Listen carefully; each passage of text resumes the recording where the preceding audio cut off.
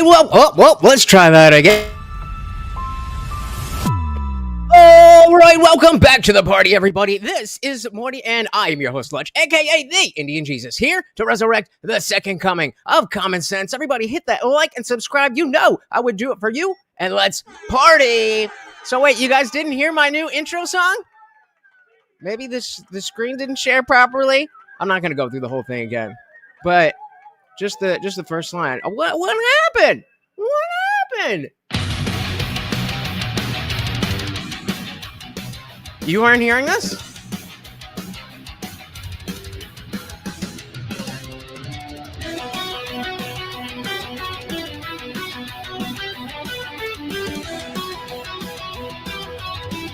Wait for the lyrics. Here is the Indian Jesus, here to resurrect the second coming of common sense. Lord G, the overlord, in the chair the party is empty.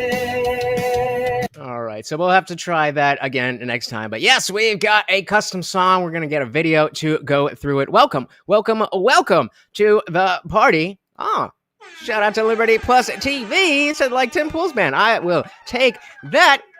Shout out to Chris Katz in the building. And of course, we got Lone Wolf and Cub. Very good to see you guys. A very interesting show for us tonight. Usually we are, talking about people who we agree with, or there is somebody that we agree with taking down somebody we don't agree with. And as Lone Wolf said, who's better between Ana Kasparian and Bill Maher? It's going to be tough to choose, but that is our goal here tonight. So let's.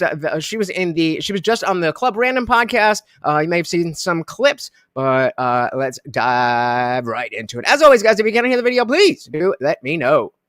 Like, distill them as one political viewpoint and nothing more, I think is unfair to them. And people change, by the way. I've changed, right? Right. And going through that evolution has made me far more empathetic to people overall. Change is good. Change is excellent. Yeah. I mean, there's nothing. So I skipped a little bit about how they're all like, well, the left is great and we're so good and everybody else is bad and blah, blah, blah, blah, blah. And then they start to get into it. We also got Guam Tag. Welcome. Said liked and shared. My goodness, guys, you know how much that stuff really, really, really does help. And it is free and it's easy. And again, it doesn't even matter if you think anybody's going to click on the link that you share. Just by you telling the platform that you want people to see it, they will show it to more people. Thank you. We got Death Poet in the building. Welcome to the party. Like we said, Bill is better because he's genuinely a drunk and senile. Anna is fake as fuck. Interesting. What you mean? You remember. What you mean my real voice? This is what it is all the goddamn time. So, we'll do that later. Because apparently, I don't know, they said I hear nothing when I asked the music. We were like, oh, I'm also deaf, so I don't hear anything. So I don't know if the music played at the beginning of the thing, but I wasn't going to go play the whole other song again. But we are going to get that worked out. But all right, let's dive into this, guys. People overall. Change is good. Change is excellent. Yeah. I mean, there's nothing stupider in politics than people who say, well, he's changed his position. Yeah, he was 18. Yeah, he grew. Totally. He got new information came along. Flip, God damn it. flop, flip, flop. And this is where, because this is coming into already bringing up Nick Fuentes, where I feel like his mentality is still of that 18-year-old kid who was getting shit online from Ben Shapiro. Now, Totally. if it's generated by logic, flip-flop is good. It means you grew. You learned something new. Totally. You went with the facts. You weren't stuck in, no, I believed it when I was 12 and I believe it now. Girls have cooties. That's my position. It's ridiculous. I mean, also... And Nick does think that. It's okay to change your mind if you won, the policies you want have been implemented, and it turns out the policies suck. Yep, that would be me. I am very happy with my vote for Donald Trump, but that doesn't mean that I like most of what he's doing. Actually, I'll say most I do like, but there's too much that I don't.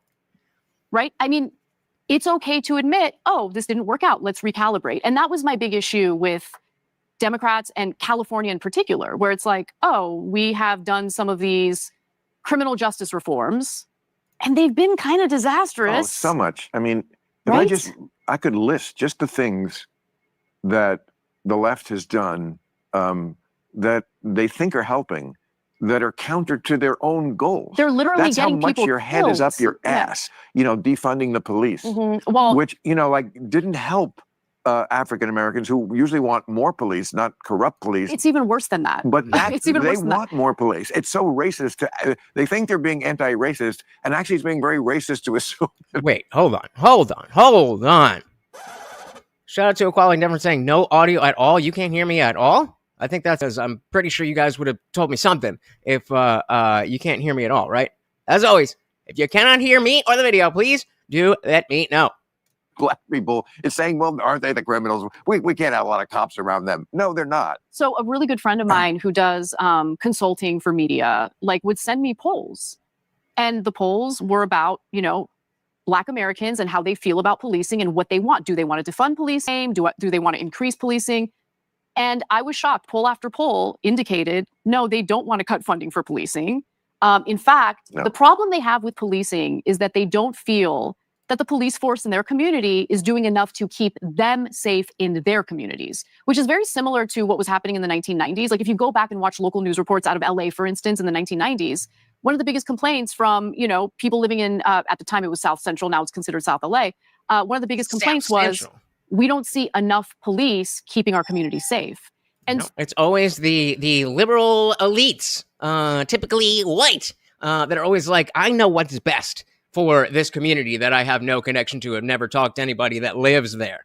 Shout out to Equality and Deference because vagina over on Rumble. Welcome again. Shared, guys, that really, really does help. Thank you so very, very much. so the data is the data. You can't Right. manipulate hard facts. Yeah, And for me, when I signed on to criminal justice reform, what I thought I was signing on to was, we're going to reform our prisons. Our prisons shouldn't be torturing people. Prison rape shouldn't just be accepted, right? I want this to be more than just punitive. I want to rehabilitate people. I want to have a situation in which they pay the price for their crime, but they're also being rehabilitated so that when they get out, they're able to be productive members of society. We didn't. I think there's a big, I don't even know what the word is, but this notion of we want to punish people the worst of the worst of the worst of the worst. And I don't subscribe to that. Like, obviously, if you're committing crimes, you can't be part of society. But it's not like, now. Like, I'm not about that. Shout out to Carl. Welcome. Context said, I'll give it to both of them. At least they both admitted they were wrong. Yeah, not something you hear from the left too often. Actually do much of that in California. There's one prison that's been reformed, and it's actually showing really great results. Transes are not the end of the world that we should change our entire culture for. She's pretty good on that. And I hope that spreads. But the idea of, oh, we're just not going to punish anyone for pretty much anything is not what I thought I was signing up for. But that's pretty much what we've gotten on, 4 to 5 state prisons without really having a plan in place for what happens to oftentimes like violent inmates was a disastrous idea by Gavin Newsom, to be honest.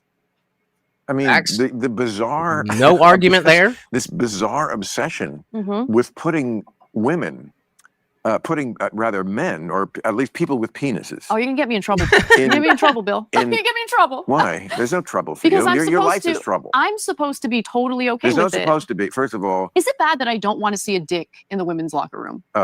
Is that bad? No. There's, I definitely also do not want to see a dick in the men's locker room unless it's my own. no. I just don't. I don't want to see And a you sh- cock and you in the sh- women's locker room. And you shouldn't. And no woman should. I mean, this is basic 101. And this is, again, to my point about, like, if I just listed, and I could do it for a long time, the things that they do because they're so tripped up by their own ultra-orthodox ideology Mhm. that they think that makes them a better person, to be so counterintuitive about all these issues like this, that this makes them the good people, that they're way out ahead on this issue. And you're not. And it's not what people want. And it goes against human nature. And it's not helping. You didn't. Yeah, you want to champion women, and you didn't. You did the opposite. You I know, made because them there's the hierarchy. You made them uncomfortable. No, and 100%. unnecessary. Everything of the woke left hierarchy is completely inverted from what a normal person should think. We want to protect women, so let's put a bunch of weird dudes with them. What? That don't make no sense. Liberty said locker rooms are kind of outdated and kids shouldn't be getting naked at school. Am I crazy? No, but if we're talking about sports, then you can't wear you can't wear your uniform all throughout the day. And then, like, you know, you're sweating and stuff. So, like gym class, and I hear you, but there is a reason that we brought locker rooms in the first place. 100%. Look, in many ways, when you see everything as a hierarchy, literally everything's a hierarchy. There you go. Then there you go. Inevitably, you're going to find yourself in a situation where the rights of one group kind of falls by the wayside. Right. It's a zero-sum game. Exactly. And I don't see it that way. I respect transgender people. I do not want to treat them like the others. I want them to have rights. I want them to be treated with dignity and respect. So do I. I mean, maybe that makes me a liberal, but like, I'm not interested. I'm more of a libertarian person. Leave me alone. Leave innocent people alone. Leave the fucking kids alone, and whatever. Exactly. At the same time, I also know what it's like to be a woman living in a state where we've decided self-ID makes the most sense. Okay, well, self-ID doesn't make the most sense because obviously, as you and I both know, there are all sorts of predators out there who are going to take advantage of that situation, and that's already happened. Right. So there was that big We Spa story. And it turned out that the so-called transgender woman who was allowed into the women's locker room at a Korean spa in downtown LA, which was a man, was not actually a transgender person, was a person who had a long record of, sexual exploitation and assault or whatever, pretended to be transgender, gets into the women's locker room. And I felt so bad because I bought the cover story when it was first reported, but I was wrong.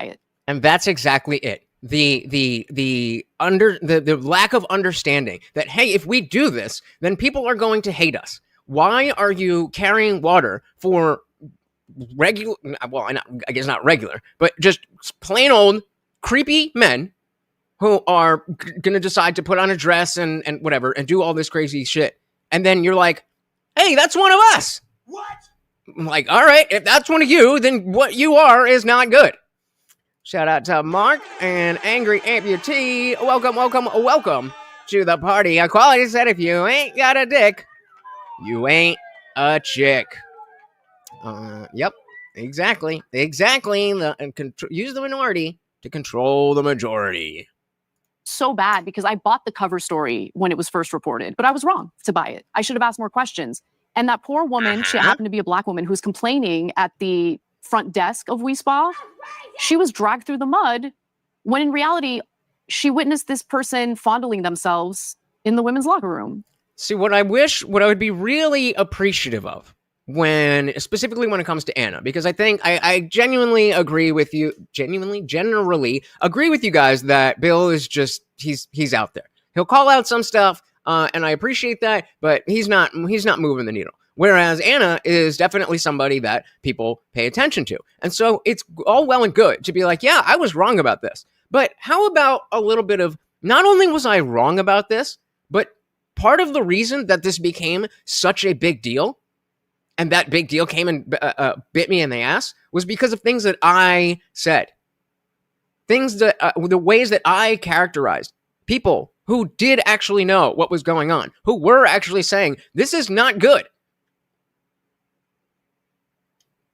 She said I'm wrong, but is that enough accountability? I don't know. She witnessed this person fondling themselves in the women's locker room.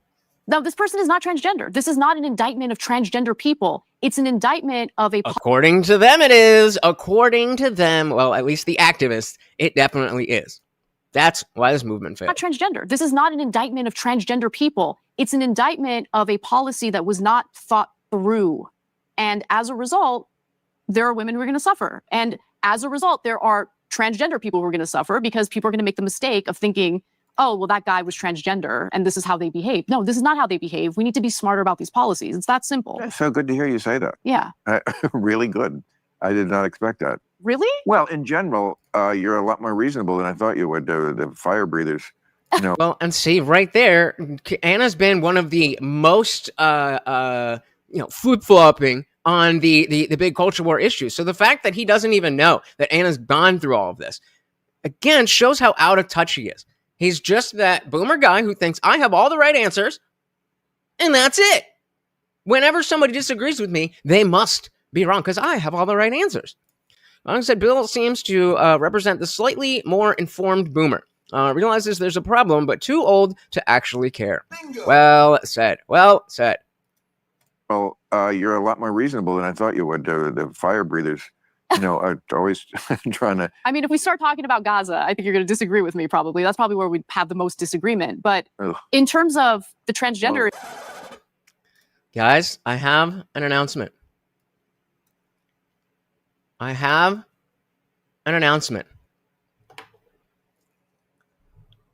It's been over 2 years, coming up on 4 if you count the old podcast and the original one. And finally, let me do this. Finally, we have hit 5,000 subscribers. We did it. Dilly fucking dilly.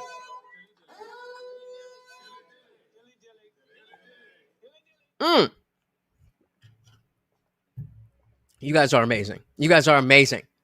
I don't know if you guys, for those of you who were here last winter, I remember being like, oh yeah, we'll definitely be able to hit 5K by the end of the year. That was last year. I got a big bump from DebateCon, but I was stuck at like 4.7 for a good 6-7 months. And wow, guys, it's only you. It's only you guys. I could not have done this without each and every one of you. Literally, because we are at 5,000. So each and every one of you are fucking amazing. Thank you so very, very much. Hey, Daniel with the big 5. Thank you so very, very much. Of course, that comes with a treat for the Overlord. Thank you. And of course, adds to our goal and the Morty Memorial Fund. Guys, we are up at over $1,100 and we are getting started on that stream goal. Guys, thank you. I don't have enough thank yous to give you. You are amazing. It's been a ride, and like I keep telling you guys, it is still way closer to the beginning than it is to the end. Thank you once again. Let's dive right back in. Always trying to... I mean, if we start talking about Gaza, I think you're going to disagree with me probably. That's probably where we'd have the most disagreement. But in terms of the transgender issue... Well, maybe later. Maybe we're later. going to get there. Don't you worry. I will definitely carve you into little pieces on that one. I don't know about that, Bill. Okay. I don't know about that. We'll on see. This one, I'm first of all, good for you for saying that. I say it all the time. It's no shame to say, oh, I believe the cover story. Shout out again to our new sponsor of the stream, Daniel Z. Welcome. We also got our boy Adam, captain of the Moral Felon crew. Welcome. Said it's Red Panty Night. Hell yeah. And oh my goodness, 27 months. I don't even remember where we were. And now we are here. Thank you so very, very much. Well, no, he's obviously black. Oh, you're on the Vert stream, right? He's obviously black. You could see it.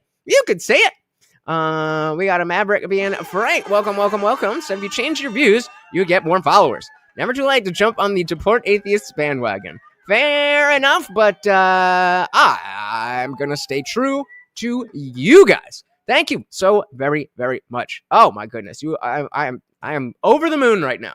Over the moon. Thank you so very much. Let's keep the party raging.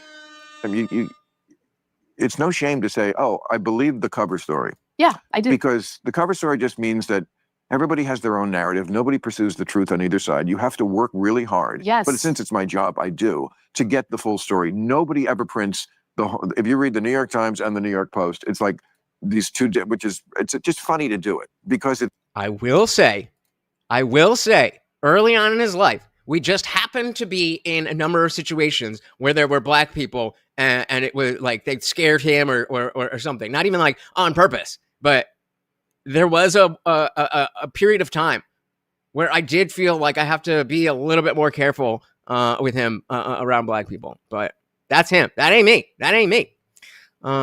We got Never, Lucky, Robert, Ducky. Welcome to the party. Said just so I could sub again. So I'm not going to do, unless we get another like 15 or so in the next 2 days, which I don't think we are going to get. I'm going to hold off. On the 5K party, because the last thing I want is like, oh, 5K party, and then 3 people fucking unsubscribe who are just like, oh yeah, I forgot I was subscribed to that channel. So we're gonna put that off, but we are gonna do something special. The disciples. You guys are the disciples. Welcome to the party, everybody. New York Post. It's like these two, which is, it's just funny to do it because it's like, oh, I see what you left out. Oh, I see what you totally. I see what you left out. It's not Yep. it's not that either one of you. Oh, of course, they both lie to a degree, Yeah, and the right. New York Post is just sometimes just flat out funny in how they do it. But They they omit. just omit. Yes. And you know, but like you sound like, and I say this as a compliment, J.K. Rowling, because this is her thing. And I don't know if you saw her take apart Emma Watson. No, I didn't see that. There's something that was not reported in the New York Times that I saw.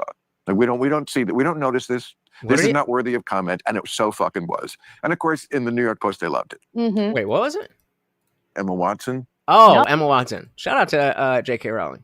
And of course, in the New York Post, they loved it because J.K. Rowling, brilliant J.K. Rowling. I mean, not that I've ever read Harry Potter. To me, it's a children's book, but maybe someday. Same, yeah. You know, I'm right okay, there with but you. a great one. I'm sure got kids reading. But I just love her because she just says it, and she finally had enough of Emma Watson, who is super woke and one of the useful idiots, also on things like Gaza. And so, which tells you something that her views on Gaza were just as crazy, I think, as her views on on the women thing. And J.K. Rowling was just unmerciful. She was like, well, this is not an issue for you because when you go into a public bathroom, you have a bodyguard who stands outside the door. And Like we said, the liberal elite. She talked about how, when I was your age, I didn't have all this privilege that you're always so hateful. I was home working on the book that made you a star. It was. I mean, god damn, and dilly, J.K. Rowling. While you're out here bitching about shit, I was at home making you fucking famous. God damn. On the book that made you a star. It was, she just wasn't having it anymore. Yeah. You do get to a point where, and I think on a lot of issues, I'm at that point where you're just sick of the BS on both sides, right? And you want to cut through all of it. And look, honestly, you're never going to get to the truth if you're only relying on partisan media. And that's what I was doing. I was very much in a bubble. I didn't realize I was in a bubble. So now it's like, I have to eat my vegetables. To me, eating vegetables. And I think this is fair. I didn't realize I was in a bubble. But again, I don't see enough of, because I was in that bubble, I was doing a lot and saying a lot that made everything worse. Yeah, it's okay to recognize that you change. It's okay to change course. But I feel like there's just not enough understanding of how detrimental people like Anna and Bill actually are. Even though we might argue that they're one of the better, or a couple of the better liberals, there's still a lot there. A lot of damage.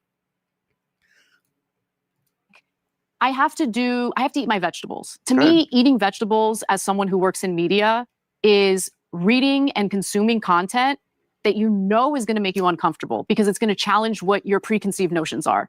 If you're listening to a podcast... The truth never makes me uncomfortable. It only exhilarates me. I mean... no matter where it's... Sure, Bill. You mean like when when Dennis Prager was talking about the Farions and the litter box in school? That's not happening.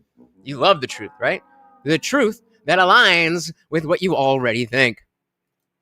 Podcast. The truth never makes me uncomfortable. It only exhilarates me. I mean... no matter where it's, on whatever side it is. Yeah. And you want to talk about a little bit of shit Gaza then? You want to get exhilarated, right? I can exhilarate you. I know you're going to say genocide, and I'm going to say, well, you don't know what the word means. And it's like, if you don't even know what the words mean. I'm Armenian. So condescending You, little girl, don't even know what this word means. The thing that you do for a living. What? I mean, we may agree or disagree on what she is determining a genocide and how she feels about that genocide. But to act like she doesn't know what it means? Come on, man. I'll never forgive Anna because I was TYT obsessed when I was young and dumb. It did actual damage to my life. And that's exactly what I'm saying. That it's not, I mean, I don't necessarily see a direct line in my own personal life of like actual damage. I definitely was a never Trumper and was paying attention to the Young Turks in 2015. But, that was just the landscape. I didn't know much. I didn't really know where to go. So, there's a lot of accountability there. But like I said, damage was done. Know what the word means. The words mean. I'm Armenian. I know what the word means. Right. Yeah. Okay. It's when you try to wipe out an entire population of people, which they didn't come close to doing. Did you just mansplain? Did you just mansplain, Bill? Yeah, I know what it is. Okay, so I'm going to tell you the definition.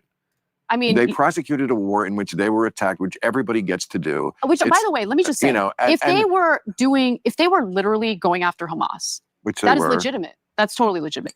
But that's not what's happening. Hamas hides in tunnels underneath hospitals. You can't go in. Hold on. Hamas is the bad guy. If you don't get that. No. All right, Anna Cook. Bill got the $7,000.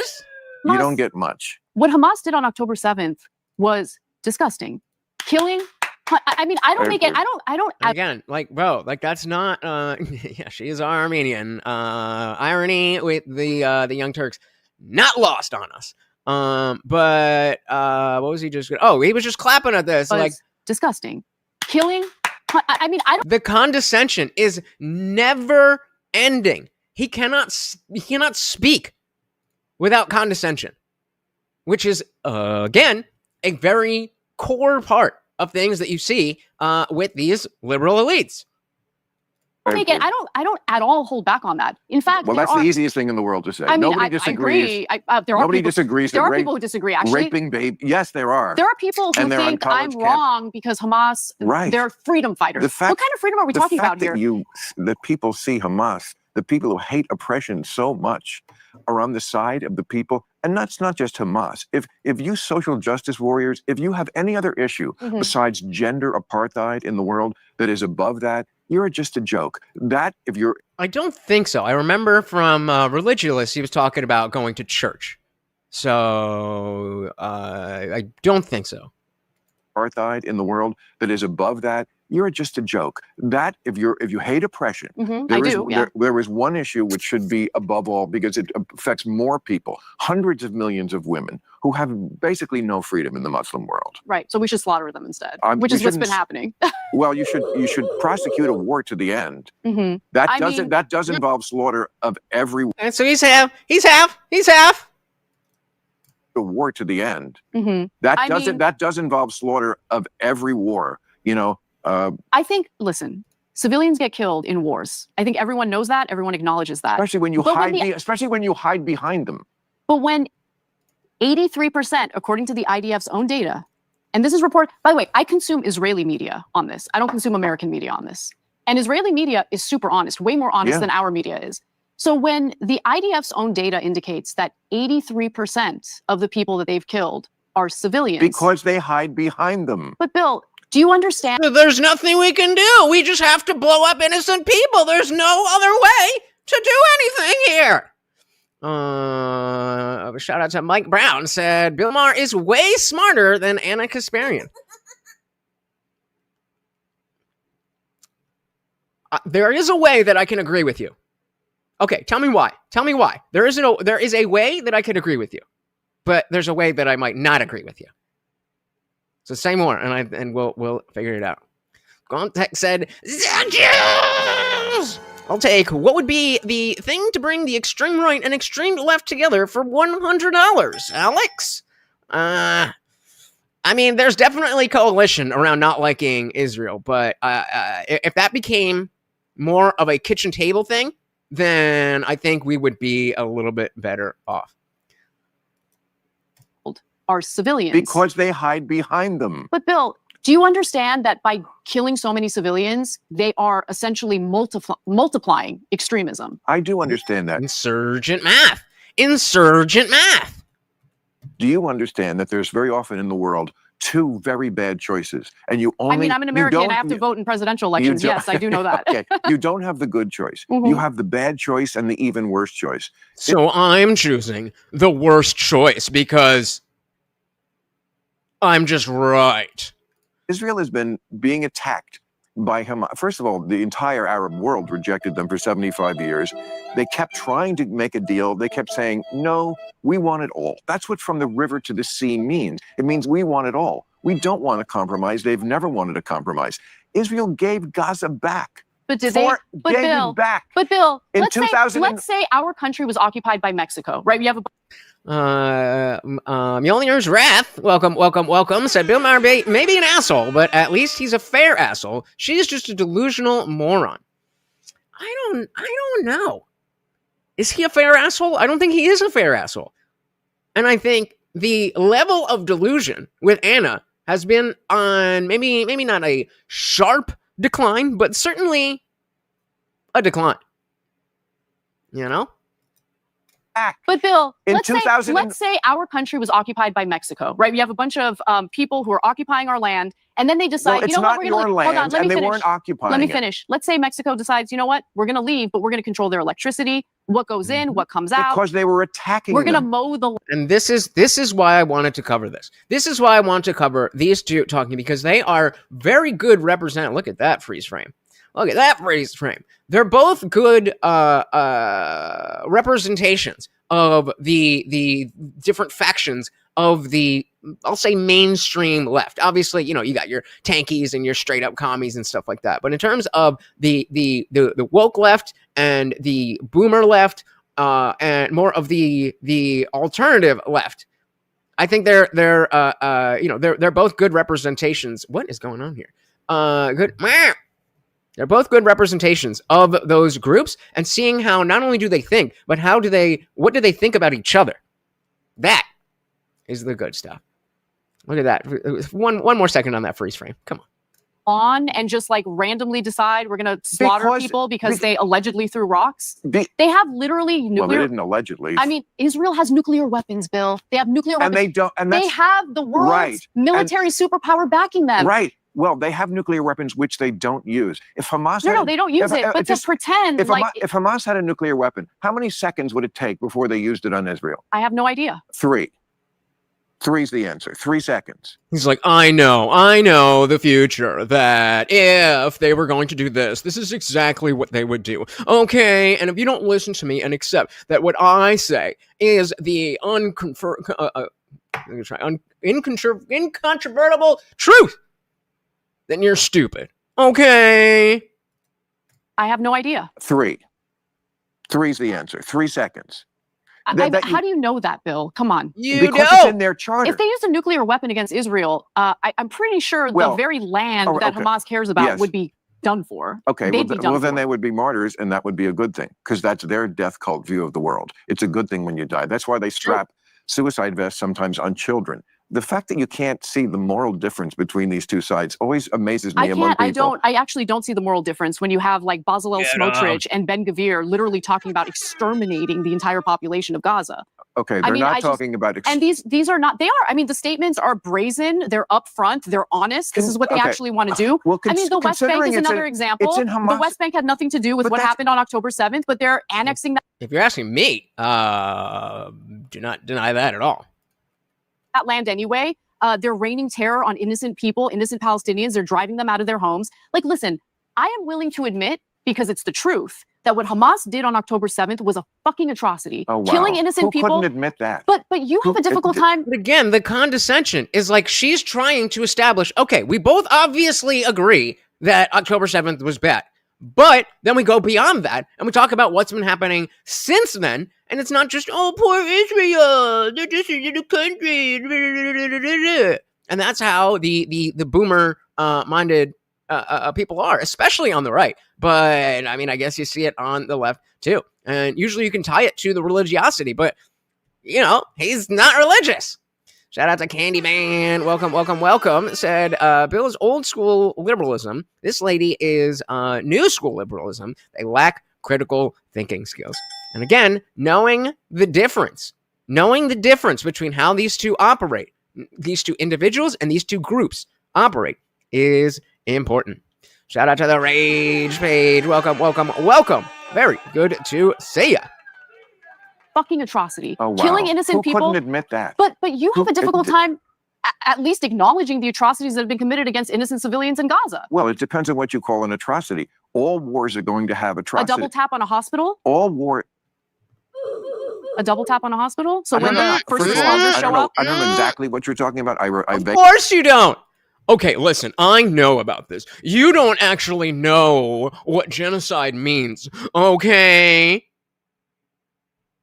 You don't even know what the fuck you're talking about, bro. Like, fair. I don't know what the fuck I'm talking about, but I'm not trying to act like I know what the fuck I'm talking about when it comes to Israel.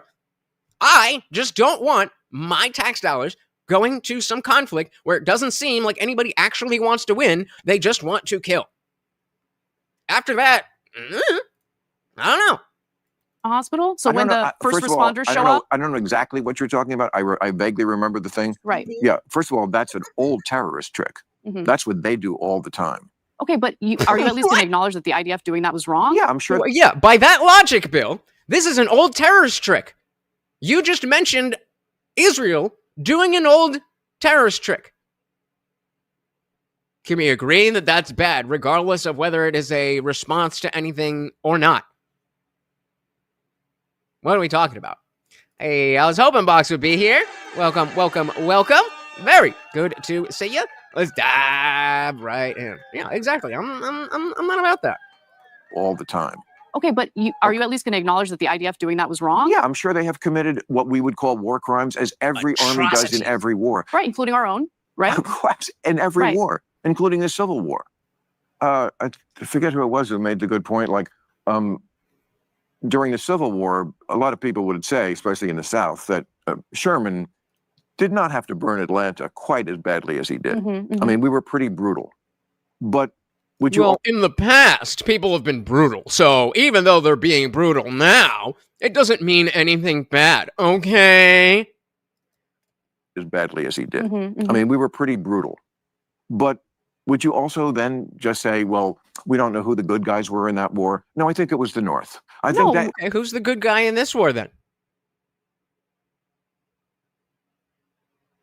Oh, nobody.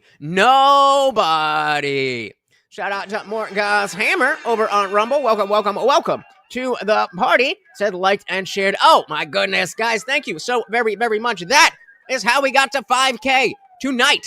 We got to 5K tonight because of people like you liking the video, sharing the video. It doesn't even matter if you think anybody's going to click on the link. Just by telling the platform, I want more people to see this, they will show it to more people. Welcome.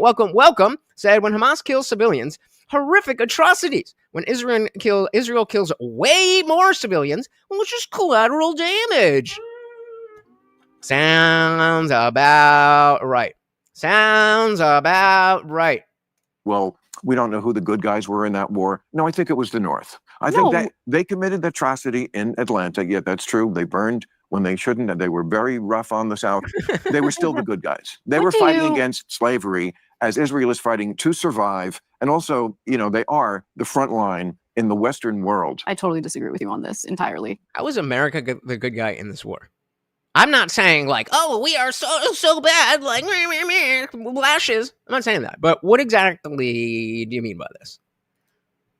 Are the front line in the Western world. I totally disagree with you on this entirely. Well, I think much of the problems we have in the Middle East is due to the enabling of this Look, it's an expansionist policy. If Israel wasn't trying to continue expanding in the Middle East, so I don't think they would be dealing with the enemies that they're dealing with. They've never been asked. They've never been trying to expand. They're trying to annex the West Bank right now, and Lebanon, southern Lebanon, and Syria, which they've succeeded in. These are all places that they were attacked from. When they became a country in 1947, they said, "Okay, we will accept half a loaf." They had as much right to that land as anybody. There was a continual presence there since 1000 BC when we being America.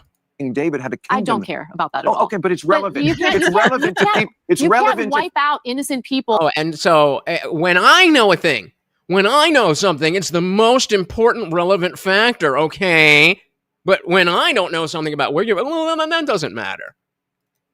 Okay, but it's relevant. But you can't, it's relevant to people. It's you relevant can't wipe out innocent people because you used to live there like centuries ago. You're calling them colonizers. They're not colonizers. They're expanding and they're annexing land. That's what colonizers do. First of all, again, they were willing to take half a loaf. Then they were attacked in 19. Excuse me. It's way more complicated than that, but it's okay. Well, I don't know if you know the history. I do really well. Really? Yeah. Tell me the war. So, for instance, when were they attacked? What wars? Okay, so in 1967, when that was the first time. No, that wasn't the first time. When was? But when you say that they have offered land to the Palestinians, land that belonged to them in the first place, it didn't belong solely to them. The whole point of this whole two-state solution was, okay, we'll give you this territory if you promise not to militarize. Without a military, you don't have a country. You don't have a country without a military. You don't have a country without borders, right? Without a military, you can't defend your borders. So if I were... And even now, look at that fucking face. Oh my God. Oh my God. He's such a dick. Military, you can't... Oh my God, I can't believe this bitch is saying things that don't align exactly with what I think. Okay, can't you just do it better? Okay. Without a military. You don't have a country without borders, right? Without a military, you can't defend your borders. So if you did that in front of me, if you invited me into your house to talk about this stuff, and then we were just, it's not like we've been yelling back and forth. It's not like we're saying crazy shit. This is heavily, hotly debated. And I give you my opinion. I'm going to feel some type of way about that. Candyman said, it does humor me. You can be black, white, Muslim, Christian, Jewish, gay, straight in Israel. Can't be those things in Palestine. Yep, Phil needs to take a nap. Islam built its mosque on the remnants of the second temple of the Jews. How can they proclaim to be first? I don't know. Like I said, I don't know how it started. I just definitely know that they ain't trying to end it. I were engaging in these negotiations with the Israelis, I would say, listen, I respect the territory that you're offering. However, we need to militarize. We need to protect our borders. To me, that's a big thing. But that's not what they ever used it for. Again, they gave Gaza back in 2005. They could have chosen... They didn't give Gaza back in... They left Gaza, but didn't really leave Gaza when they have complete control over the territory. Because they kept being attacked. Just let me finish one sentence. Go ahead. They could have turned Gaza into a state that was much more like, I don't know, Dubai or something, if they wanted to. They didn't. Hamas took over right away. They never had elections after that. You're right about that. You're right about the elections, They're a terrorist mafia. Their own population is terrorized by them. They don't like them. All they did was import weapons from Iran, build tunnels, and use it to prosecute this war against Israel. They never used it. So, of course, Israel is going to be defensive. Their issue was they were not defensive enough, which is why October 7th happened. So you're making good point. I thought he was saying afterwards. I thought he was saying afterwards. Well, Israel should have done more. What? No. But he's saying before that. Which is why October 7th happened. So you're making good points. I'm going to concede to some of them. Not all of them, but oh my God! Oh my God! I about this. I know. I'll ask you one more question. It's frustrating because my problem is, okay, even if I concede entirely to everything you're saying, how about a little bit of ire directed toward Benjamin Netanyahu, who's the guy who facilitated the funding and has totally admitted to facilitating the funding of Hamas? Why did he prop up Hamas? Because he wanted to essentially discredit the PLO. Okay. Yeah, I mean, there's all kinds of whatabouts you can say. But it's not a whataboutism. Oh my God, the liberal cope. Well, what about this? You said what about, therefore you're talking about a different thing. That's not what a whataboutism is. That's not what that means. If she was talking, well, what about when Russia did this and then that would be a whataboutism. And is compromised. She is controlled opposition. You guys never, ever fail to find a way to make everything into a conspiracy. Okay. Yeah, I mean, there's all kinds of whatabouts you can say. But it's not a whataboutism. The very man who propped up Hamas is now saying that he needs to fight them. I mean... And now he's also funding Abu Shabab. Why are you funding Abu Shabab, who has ties to ISIS? These things are not wrong. It just looks like you're looking for something to make a false equivalency. This is what I want. I want Palestinians to live in their own territory I want them to be able to govern themselves. I want Israelis to live in peace and safety. Then stop attacking them. No, I'm going to attack them as long as they're doing what they're currently doing. They're doing in retaliation for being attacked. Of course it is. They've been attacked. They were encircled.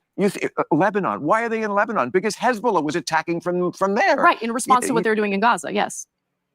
Well, before that, they've had 4 wars there. Was it when they were trying to annex land from southern Lebanon that they were attacking? They were not trying to annex land. They were trying to put a border between the country that was continually attacking them. Mm-hmm. If we were being attacked from Canada, I imagine we would want a little border between Maine and Canada. True. I don't think you really... Well, while building that border, we wouldn't I don't know take where, a little I don't bit know where of southern on TikTok Canada you're for getting ourselves. this information. No, it's not TikTok. I'm but very well read on this. Okay. Very well read on this. I care about this issue a lot. I see. I do. Yeah.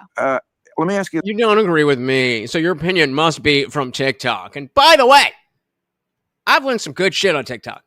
One question, and then maybe we can get off it. Because otherwise, I just want to go. I want to go have dinner. Yeah. I'm not interested in this. Yeah.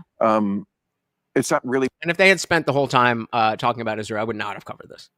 What I started a podcast for. You seem to be itching to get to it, and now that you have, I'm not going to back down on it because I don't want and you I'm to. not Jewish. I'm not going to back down. Accuse you of being. I'm not going to back down. How did we start this stream with him saying, "Well, change is good. Change means that you're taking in new information and you're understanding something new." I'm not going to give in. You can't make this shit up. I will never stop defending TikTok. Until you can show me why YouTube or X or any of those is better, then I'll stop. Morgat said, when you occupy other people's lands, it tends to piss them off. Indeed. Jewish, and then it wouldn't matter if you were. No, but I'm saying I do this because I think it's the right thing and because I feel like I know the history and the politics of it. I respect your perspective, okay. Yeah. But if you had to live in the Middle East, so tomorrow, Anna, you got to go live in the Middle East, where would you live? You can pick one city, any city. You can, as far away as, say, Pakistan. You could live in Karachi. You could live in Cairo. You could live in Amman, Jordan. Where would you live? Where would you live if you had to live in the Middle East? Where would you pick? You seem to love Lebanon. I mean, Beirut's nice when the bombing's not happening and the assassinations have stopped. Or you could live in Syria. I hear that's wonderful in the summer. Does that count? Well, we now have Al-Qaeda. Does that count as the Middle East? I don't know if that counts as the Middle East. I call that Asia. Am I wrong? Is that typically considered the Middle East? Because if so, then definitely.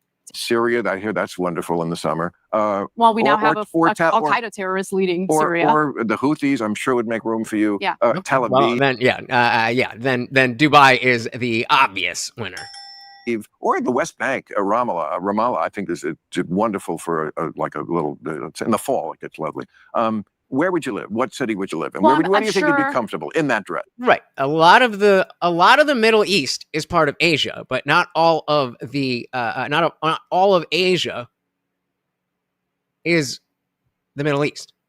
It's like all toads are frogs, but not all frogs are toads. Where would you live? What city would you live in? Well, where do you think you'd be comfortable in that dress? I'm sure it would not be comfortable in this dress in any of the various Middle Eastern countries that have been destabilized by You're not really blaming it on Whitey. Listen. Are you? You're blaming Islam on Whitey? I'm not blaming Islam on Whitey. What you're saying is we destabilized. That's why you can't wear that dress? Did we not destabilize? Wait, I got to back this up. What the fuck just happened? Like a little, it's in the fall, it gets lovely. Where would you live? What city would you live in? Well, where do you think you'd be comfortable in that dress? I'm sure it would not be comfortable in this dress in any of the various Middle Eastern countries that have been destabilized by. You're not really. So, okay. And he's saying you're not really blaming it on Whitey. Listen, I didn't necessarily interpret what she said as, well, America bad, therefore all those places are bad places to live. That's what he's implying. I didn't get that. What do you guys think? Is she, and we'll listen to a little more, but is Bill hopping on something that ain't there? You're not really blaming it on Whitey. Listen. Are you? You're blaming Islam on Whitey? Obviously. I'm not blaming Islam on whitey. What you're saying is we destabilized. That's why you can't wear that did dress? We not? Did we not destabilize? Wait a second. We were funding terrorist organizations in Syria during the Syrian civil war, starting under the Obama administration. That's why did that not destabilize Syria? No, what's destabilized? There's a literal Al-Qaeda terrorist. We're talking about your dress. Why? I mean, even right now, the fact that that Tel Aviv might be a nice city, like they are in active war. So maybe in general, but I don't know if you want to be right in the middle of the bullshit. Stabilized. There's a literal Al-Qaeda terrorist. We're talking about your dress. Why? It looks good. I know it looks good. You're saying you can't wear that dress in Syria because of whitey destabilizing? I didn't say that. Okay, that's what it's okay. Okay, great. But the United States did destabilize various Middle Eastern countries. Are you going to deny that? And so she is right. America did destabilize a lot of these countries, but I don't think she was saying. I think she was more talking about the fact that they are destabilized regardless of who did it. That's how I heard it. Great. But the United States did destabilize various Middle Eastern countries. Are you going to deny that? I asked about the dress, and you went right to destabilize. So is that why you couldn't wear that dress? Why couldn't you wear that dress? Why couldn't you walk down? You want me to talk about jihadism and Islam, but like... Why won't you? Listen. Why won't you? I mean, Why? I don't believe in jihadism, which is why I'm furious. Well, it's not just... Wait, you don't believe in it as in you don't follow jihad, or you don't believe in it that jihadism is not a real thing? Haram. I'm going to be charitable. And say that when she says I don't believe in jihadism, that she means she doesn't follow jihadism. Why? I don't believe in jihadism, which is why I'm furious that the United States just had a freaking Al-Qaeda terrorist in the White House. It's not just jihadism that is preventing you from wearing that dress. Are you saying every Muslim is a jihad? I don't think they are. Bill. Okay, why are you being racist? You're saying they're all bad? No, Bill. Shut the fuck up and listen for a second.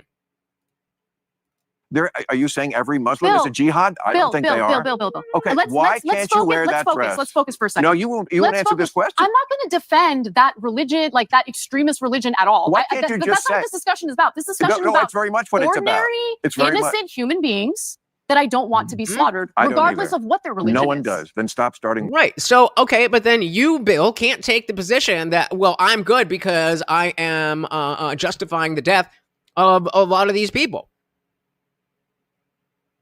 I don't understand how you can be, okay, if we want the killing to go down, who's doing more of the killing?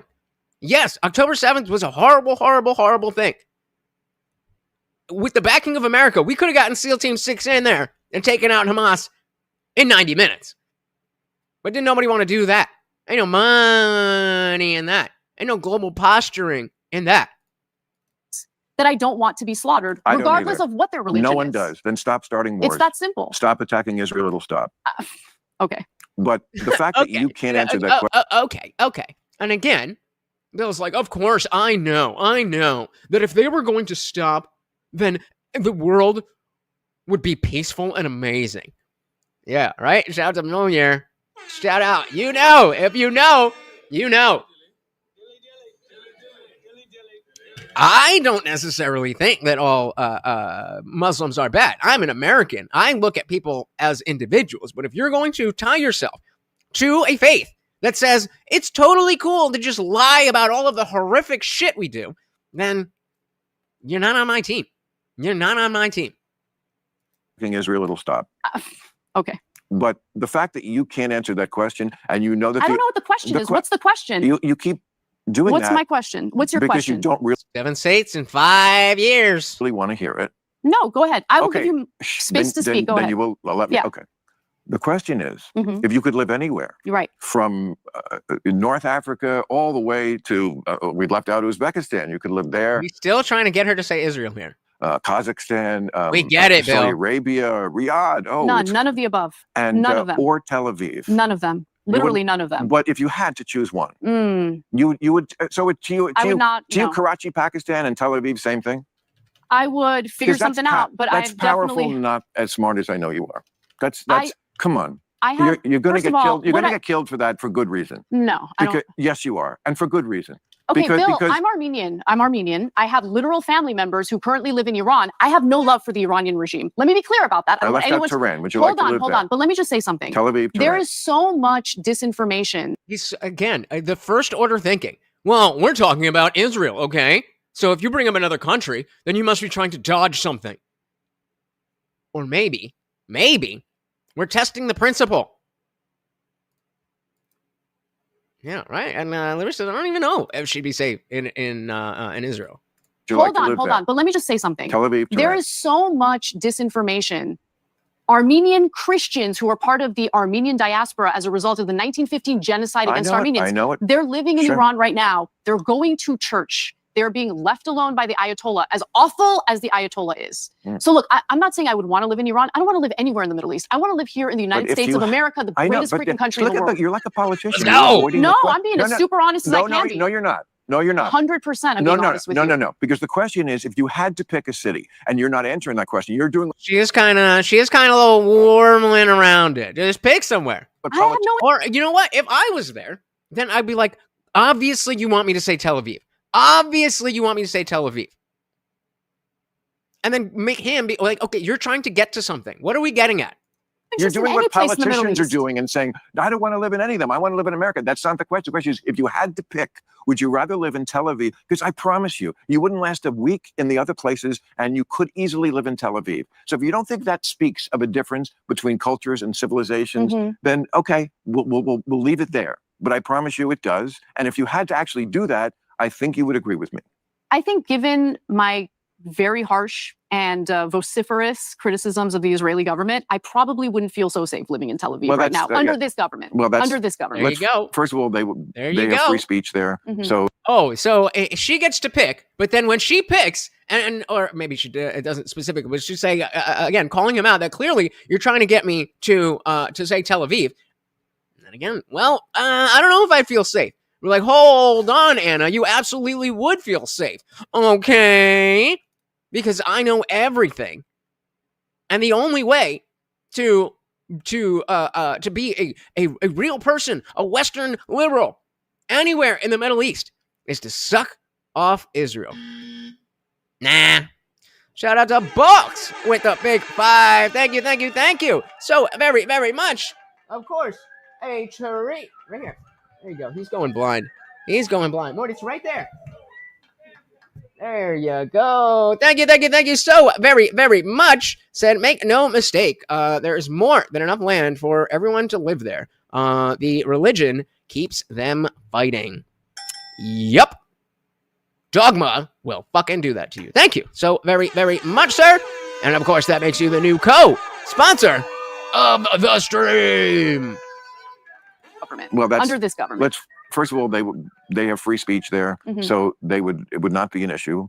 But that is a side issue. We're not really talking about. We'll just Bill, say just a person, not you with your vociferous talking out. Just a regular, a woman of your I'm age. sure a woman of my age who grew up in the Western world would probably feel the most comfortable in Tel Aviv. I will concede that. Wow. Okay. But Yeah, and then we're having a discussion about which culture we like, when in reality, I'm having a discussion about the value of human life and wanting innocent people to live, whether they're Israelis or whether they're Muslim. Wait a minute. You don't want to go to a place that's horrible but has free speech? Does it though?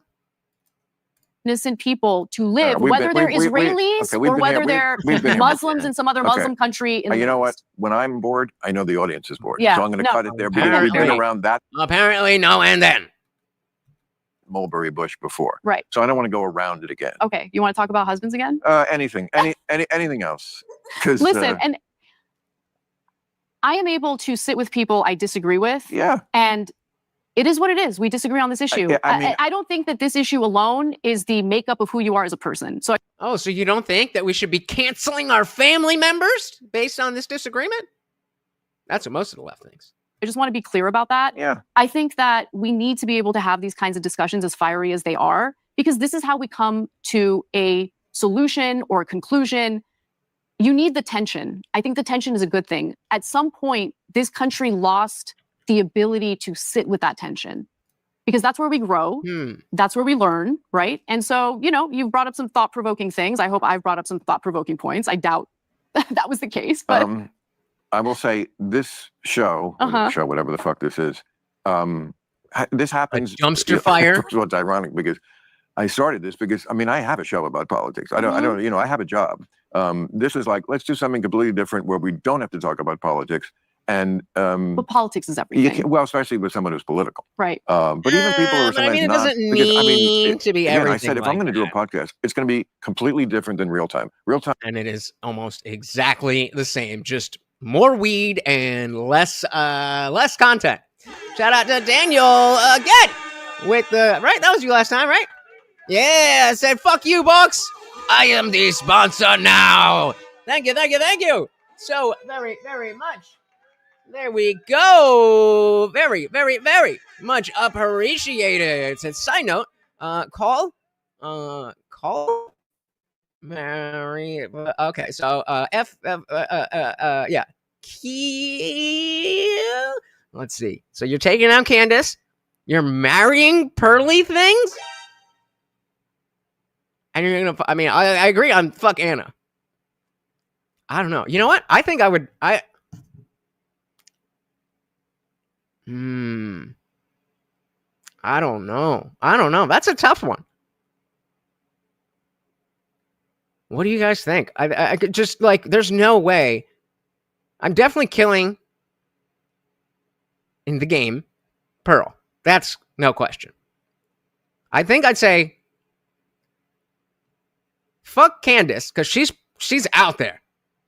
So, you know what I mean? And marry Anna. That's good enough for me. Thank you so very, very much for the $5, making you the new sponsor of the stream, but not for long. Oh, there he is. Funk Master General with the 10 gifted memberships. Thank you. So very, I can't reach anymore, Mark. God damn it. There we go. Thank you. So very, very much. And if you guys didn't see, we did hit 5K. We are now a 5K subscriber channel, and that is all thanks to you guys. Thank you so very, very, very, very much. Welcome to the party. And guys, if you are new here, please do not only hit that like button, but hit that subscribe. It really took a long time to get to 5K, and I'd love to keep it rolling. I'm live every Monday, Wednesday, Friday, 8 p.m. Eastern, and sometimes whenever I feel like it. So don't even just hit that subscribe button alone, because YouTube sucks with those notifications. So ring that bell as well, so you never miss an Indian Jesus party again. Thank you so very, very much, gentlemen. Let's dive right back in here. Again, I said, if I'm going to do a podcast, it's going to be completely different than real time. Real time, a lot of preparation, zero. I don't know what the fuck I'm doing here. I'm high and I'm having fun and I'm enjoying. So it does get like this. It got like this with Laura, not to this degree with Laura, but it would always go back and forth. This one is the biggest challenge of to get back into a good mood. I can do it. You can do it. Yeah. I'm having the first time ever I'm having a little trouble. No, Bill. It's okay. It's okay. Oh, poor baby. It's just very frustrating. Let's talk about the transes again. The what? That's what the conservatives say, the transes. The left turned on me. The first thing that the left turned on me over was... Based? Based? The left turned on me. The first thing that the left turned on me over was... I just kind of got sick of the lingo that was kind of... Thank you again to Funk Master General, Daniel, and Box. That is 3 donos out of 15. $40 out of 50. And guys, like I told you, now that we hit 5K, the goal is going up. So this is the last night to hit the goal at $50. Thank you so very, very much. I just kind of got sick of the lingo that was kind of being pushed on us and the way that... Lingo. Yeah. I don't have kids. I don't want to have kids. And I don't want to be called a birthing person. I find it super insulting. You know what I'm saying? You never will be. And that doesn't mean I hate trans people or I want to take rights away from trans. It just means this is my preference. So AOC... We'll go back to that, but oh my goodness. That 5K. Thank you. So very, very much. Morty, please. This is not a comfortable position. There we go. Oh, my goodness. And of course, guys, that means we have met the goal. We have met the goal. So now it is time for Morty to get his extra special treat. This is we got the peanut butter flavor. He got the real thing last night, but I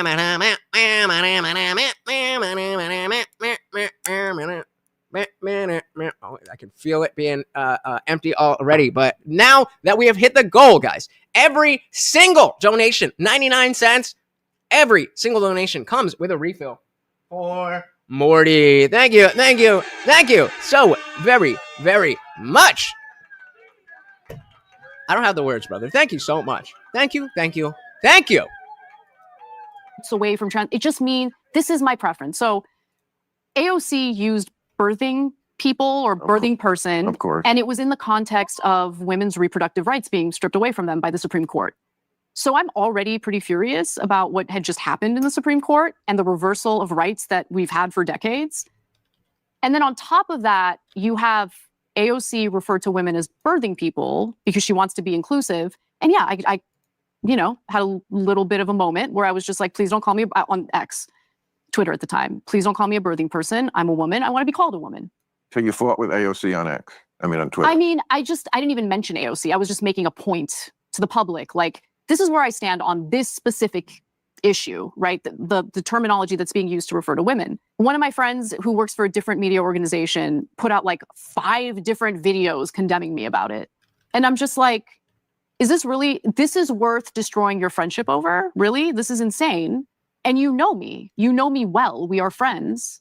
And you know that I'm not transphobic at all. I just think the feelings and the concerns and the worries of biological women matter too. And I guess it doesn't matter for at least some component of the left. I wouldn't say the entirety of the left, not even close. And I would agree with her there because I think the problem with this woke ideology in general is the fact that it's so black and white. And so wait, what did you just say? About women. And I don't think that the pro-trans people are against women. I just think that they don't think enough about any of this stuff to realize, hey, wait a minute, this is bad for women. Stupid. Worries of biological women matter too. And I guess it doesn't matter for at least some component of the left. I wouldn't say the entirety of the left, not even close. But, I mean, the phrase I've always used, one of my big complaints about the left has been the one true opinion. Mm-hmm. There is the one true opinion. Yeah. And when you deviate from that, it's so ironic. The people who absolutely hate bullies so much are the biggest fucking bullies in the world. 100%. And they just want to bully you back into the corral. Yeah, and you can't do that with me. And you definitely can't do it with me. Right. But, I mean, they'll love some of what you said there because, the useful idiots, this is the thing that they love. And the people who are marching for the terrorists and stuff. But Bill, you want to go back there? No, was that a dig at Hassan? Was that a Hassan dig? The guy who is bringing terrorists on his stream, and then his favorite flag was the Hezbollah flag? Like, bro, what are you doing? For the terrorists and stuff. But Bill, you want to go back there? No, I don't want to go back there. I don't want to go back. I don't want to live there. I want to live. I can live in Tel Aviv or anywhere else. They're all the same. What does it matter? I just want to live. I do love America. Do you love America? I fucking love America. I do too. God, dilly dilly to that. Dilly dilly to America.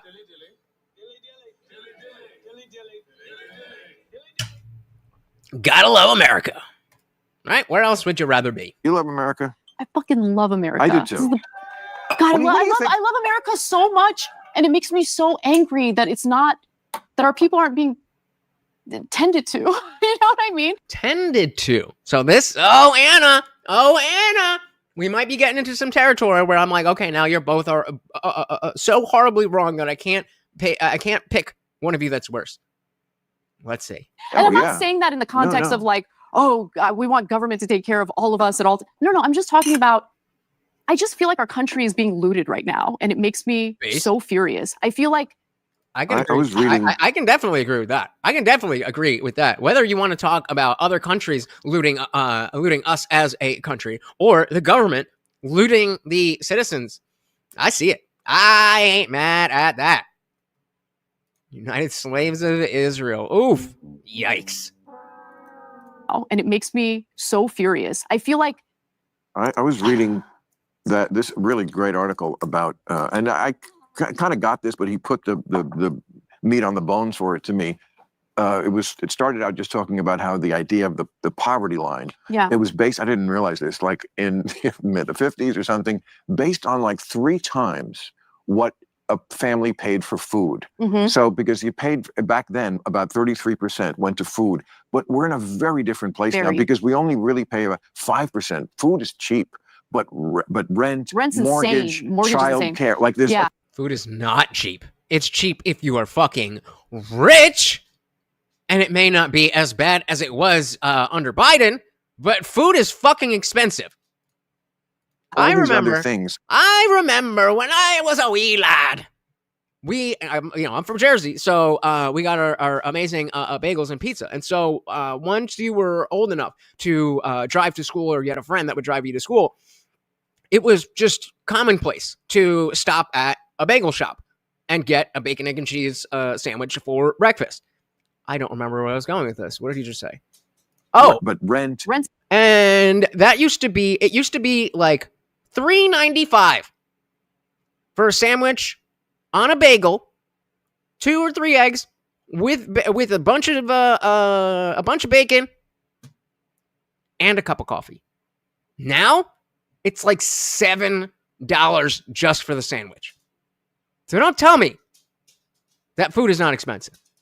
You really pay 5%. Food is cheap, but rent's mortgage, insane. Mortgage child care, like this, like all these. Rent being worse doesn't mean that food is cheap. These other things, and he just broke it down. And of course, this is for families, people with kids, and who need child care. The two families that both people have to work, and but like really, like I think it was $140,000, just gets you to like.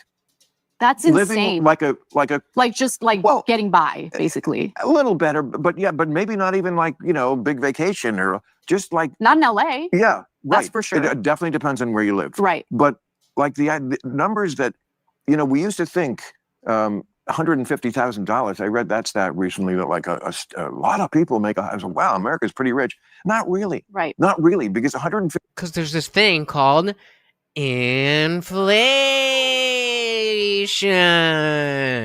and like this is where I kind of align with the notion of it makes sense to me why the younger kids, Gen Z, and specifically Gen Alpha, as they're getting old enough to kind of start to see what's going on in the world, where there's no drive, because it's not the world that we used to live in, where if you work hard, you'll get this, whatever.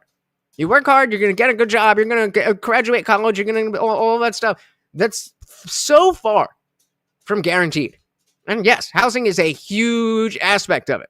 Shout out to Box. Always, definitely Money Printer Go Burr. Always talking about them, that housing. I agree. But if we don't fix the more cultural, or not cultural, but if we don't fix the more fundamental issues, then the desire to even try to save up to do a thing like buy a house, buy a car, go to college for a good reason, all of these things are not going to be what people are thinking about. You can kind of compare it to the notion of, well, if you live in the hood, then, everybody makes fun of you if you are trying to be smart, or if you're trying to make something of yourself, and it's like a crabs in a bucket mentality. That's what's happening to the entire generation. So, call me a boomer. Call me a boomer. But jobs and housing, definitely a big deal. That does not mean that food is fucking cheap, Bill. Okay? People make I was like, wow, America's pretty rich.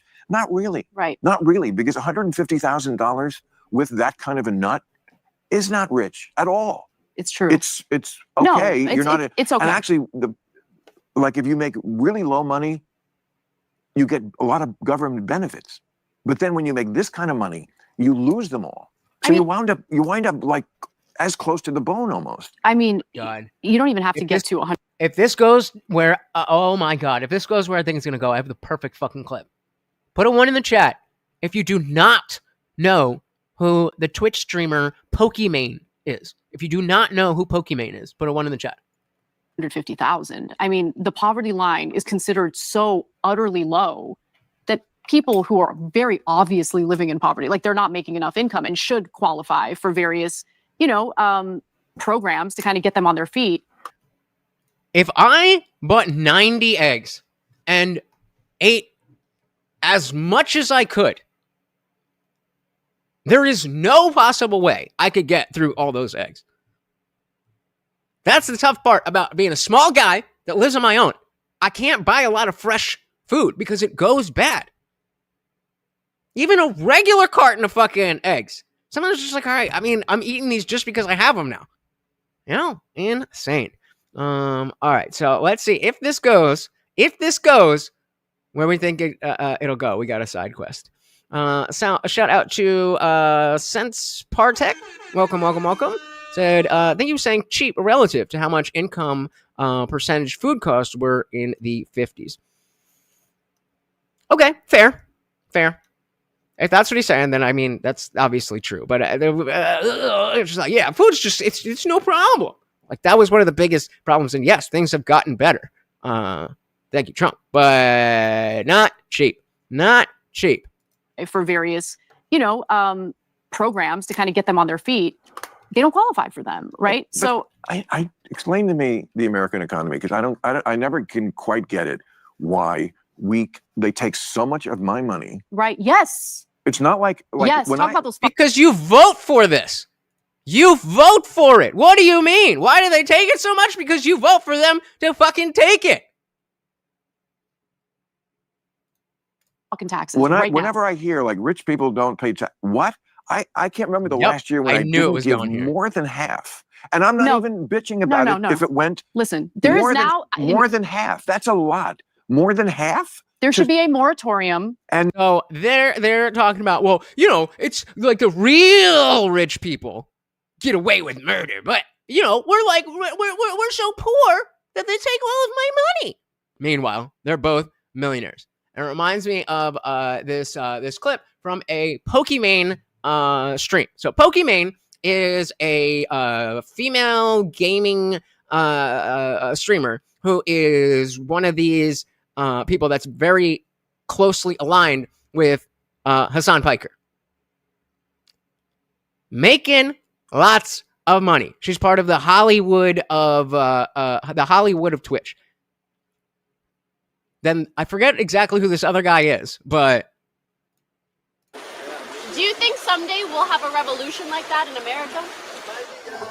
Right? It's getting there, right? We already have one. Another one. What's going on? The wealth disparity is getting bad. The wage gap, I hate that shit. No, wealth disparity. Wealth disparity. Wage gap is like between men and women. Men and women, we love each other. Thanks. And we hate the rich. Anyway. Too much. Aren't you the rich? No. Like the ultra rich. The ultra giga rich. She's worth like $20 million. She's worth $20 million. Thanks. And we hate the rich. Anyway. Too much. Aren't you the rich? No. Like the ultra rich. The ultra giga rich. The unnecessarily You have to clarify. Rich. They're going to clip that and it's going to make you look bad. Yep. Box said rich equals just a bit more money than you currently make. I mean, it's insane. It's insane. All right, let me get 20 million then. Drop it in the Cash App, bruh. Oh, it's a lot now, isn't it? It's a lot now, isn't it? It's definitely enough to say that you are the rich. Half. That's a lot. This is exactly the same thing here. And well, what do you expect? I said they're Hassan orbiters, but exactly. But Pokimane has. Oh man, that's some simp ass fucking logic right there. Box said money is a tool. It's a moral. If you are a good person, money makes you more of a good person. If you are not a very good person, that gets amplified too. Indeed.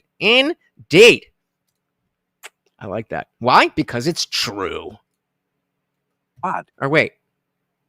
No, yeah. I got it the other way around. It was obviously the egg. The egg came from a different animal that would not be technically considered a chicken, and then the what is in the egg would then be considered a chicken. So the egg came first, very obviously.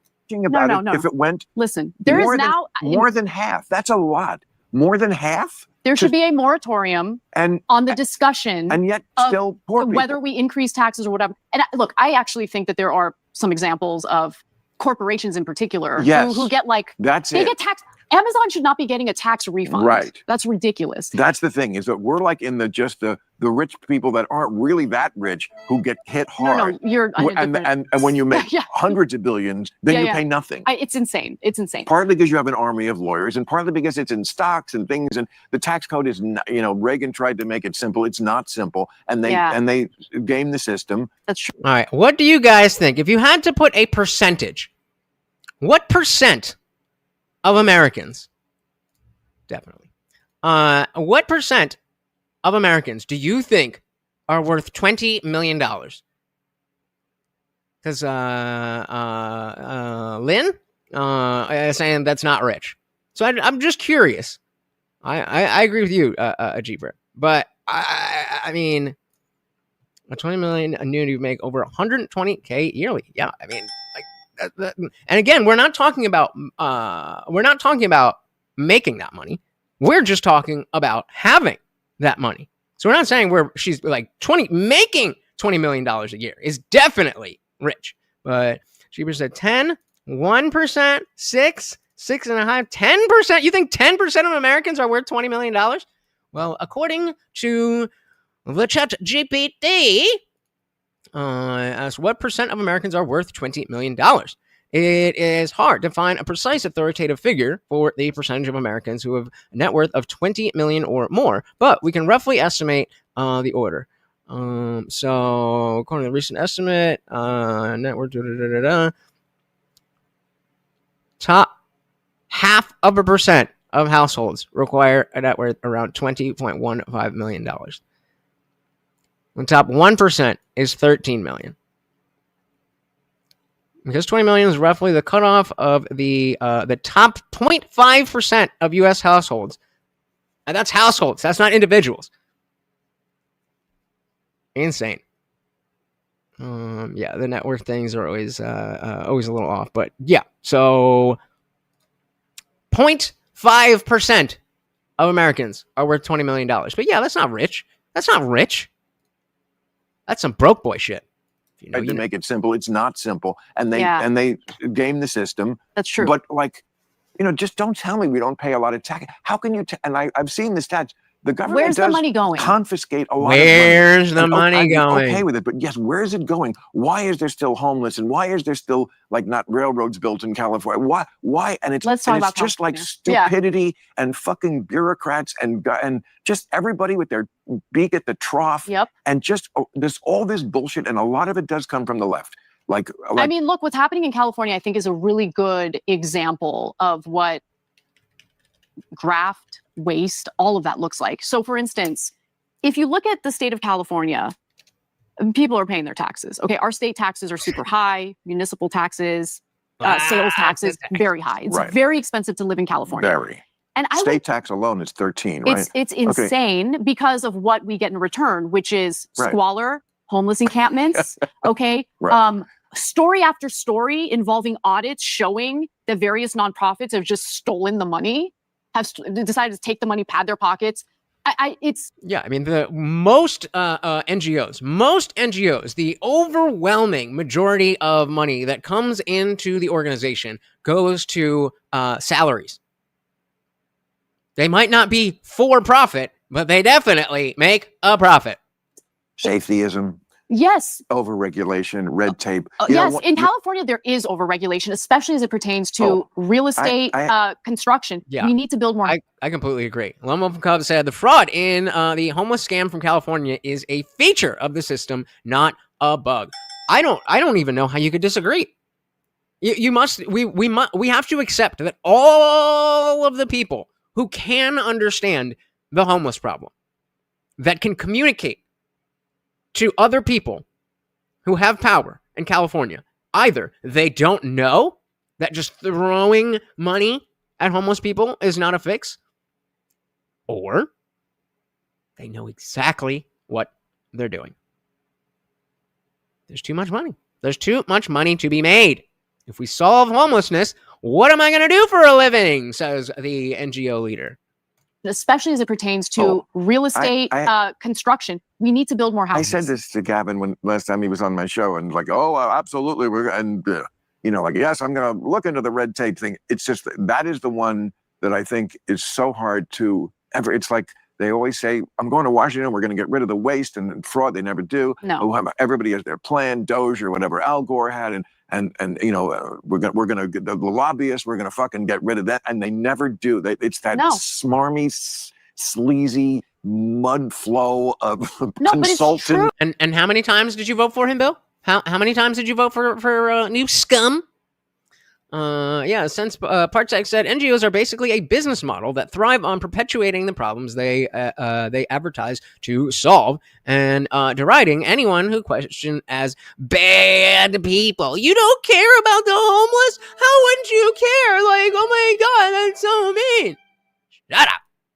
Oh, let me check. Echo or no echo on the shut up? Shut up! Echo or no echo? Sleazy mud flow of consultants and like people who just make their living not really making anything or doing anything or fixing anything. So like you, Bill? Like you?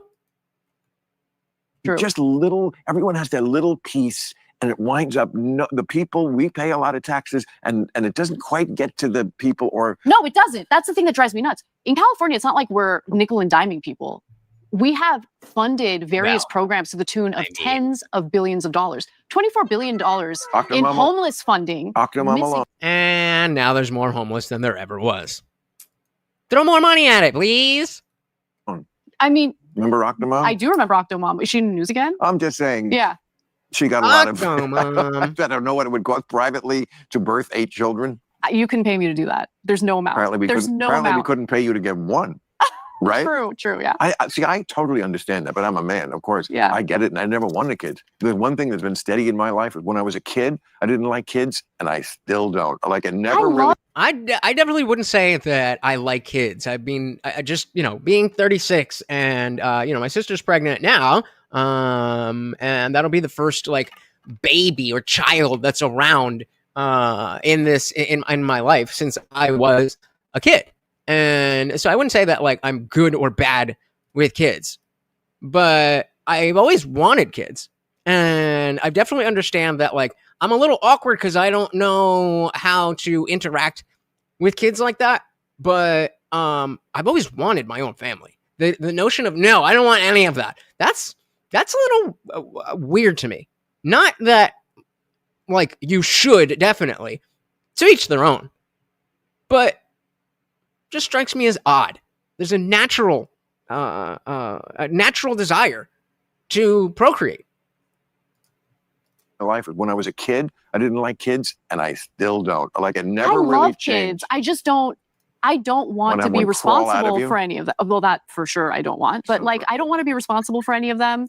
And I've said this before. I'll say it again. I don't know how parents avoid violence because when it comes to my family, that's pretty funny. I got a secret for you, Anna. A lot of them don't. Comes to people I love. They don't always. Exactly. That's true. But like, I just think about. Okay, I'll tell you. Put one in the chat if you've been beat by your parents. Story because this resonates with who I probably would be as a parent. When I was in 4th grade. I remember waiting for my mom to pick me up. I was at the corner of the school. And as she's turning the street to pick me up, a group of boys from my class pass by me and one of them slaps my ass and my mom sees it. I'm a 4th grader. So I'm like, what, 8, 9, right? My mom's crazy. So she like literally stops her car in the middle of the intersection, runs out with a rolling pin because she did have a rolling pin in the car. And she just starts chasing them because she wants to beat the shit out of them. A rolling pin? And that was the right thing to do. What year is this? This was... Gonza said, it's definitely different with your own kids, too. I was always civil to avoidant of most kids, but I can't get enough of mine. Well, I think it's, ironically, even though I'm a dog trainer, like, I don't really like dogs, like, as a thing. Like, yeah, I love dogs. Who doesn't like dogs? But I love Morty. I like, the fact that I get paid to do this with other dogs. But we are building the channel, so I could quit that. And it just, but of course, again, my dog is very different than a dog. And I can only imagine that is amplified with children. Shit out of them. A rolling pin. And that was the right thing to do. What year is this? This was A rolling This pin. was in the 1990s, early 1990s. Why in the car? She would threaten us with it if we were acting up. Really? Yeah. The old rolling The pin. rolling pin. When I was that age, obviously, I thought my mom was crazy, and I was like very, very embarrassed by it. But I mean, carrying around a rolling pin is a little out there. now as an adult, oh, I totally get it. Like Did she catch the kid? I think she like got one like swipe in, but nothing crazy. But, luckily, because she probably would have gotten in a lot of trouble. But Anna, you were telling me this story, and it came Yeah. from the 1960s. I would say that's how we did it. Parents could absolutely hit another parent's kids. It was great. It was very much, it takes a village. Right. I agree with that. And I think that I agree that it takes a village, and that we lost this notion of adults in general being able to discipline kids. Now, that being said, I don't think that, again, I don't have kids, and I was beat as a kid, so obviously I'm a little biased. But I don't think that for most situations, violence and corporal punishment are good. There are very clearly exceptions of like, oh, this kid, he needs to fucking learn. But I heard a line, I don't remember where it's from, but if your child is old enough to reason, then reason with them. If they're not old enough to reason, then they won't understand the reason that they're getting hit. And that made a lot of sense to me. And I think there are definitely situations where there are multiple avenues. And yeah, hitting a kid will get the desired effect. But there's also a little bit more effort in actually doing the reasoning and build that relationship with your child so that you don't need to hit them. We all know that, oh, I'm not mad, I'm disappointed. Oh, that's way worse. Exactly. So I don't know. And yeah, I mean, we all live different lives. I was a good kid. I would get hit for like not getting my chores done on time and stuff like that. And so it's hard for me to be like, hey, maybe take away my PlayStation for a week before we try this. I don't know. I don't have kids, so, not telling anybody how to raise their kids. But, we had the reason that it was done that way is we didn't understand child development as well as we do now. That's one of the areas of psychology that absolutely has real science behind it. The brain development and all that stuff, that's real. We have a much better understanding now of what kids can manage and what they can't. Kids. It was great. It was very much, it takes a village. Right. Yeah. But the 90s, I feel like... No, the 90s were so different, Bill. I feel the like 90s were so great. They would call the cops. Already we were into the call the cops phase. There were no cell phones. There was no like, let me get my phone out. I know, but hitting another kid with a rolling pin, I feel like... Not in Reseda, California. Wow, good for you. Well, it certainly isn't that way now. No, of course not. Are you kidding me? My mom would be in prison for the rest of her life, probably. Yeah. Exactly. Well, there you go. And so the question stands, what would have happened if we had that conversation? Was a spoon necessary? I don't know. Shout out to Mother's Love. Welcome. So I have 9 kids from 17 up to 40. Do you hit them? And what do you think about that? Welcome. Of course not. Are you kidding me? My mom would be in prison for the rest of her life, probably. Yeah. Exactly. She'd be even in California. For the rest of her life. Yeah. Exactly. No, they used to, swat, you could swat a kid, like and your father could be looking at this and it'd be like, thank you, Bill. I appreciate that. My mom was getting. Well, yeah, of course you would think this now. Of course you have to think that. Yeah, I was hit as a kid, but I'm fine. Of course you have to think that. To think that you could be an entirely different, happier person because you didn't get hit and you still got disciplined?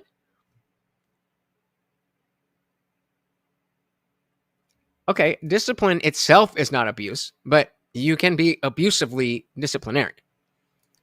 I'm saying, did when they needed it, nothing extreme. Fair enough, fair enough. And again, I mean, you know, different lives, different situations. But the more you understand about how a child's brain works, the easier it will be for you to manage that kid without just, you know, being bricked up. That shit, fuck. I'll speak for myself. That shit fucks with your desire to even have a relationship with these people. Be looking at this and be like, thank you, Bill. So, I appreciate that. You know, My he mom- was getting out of line.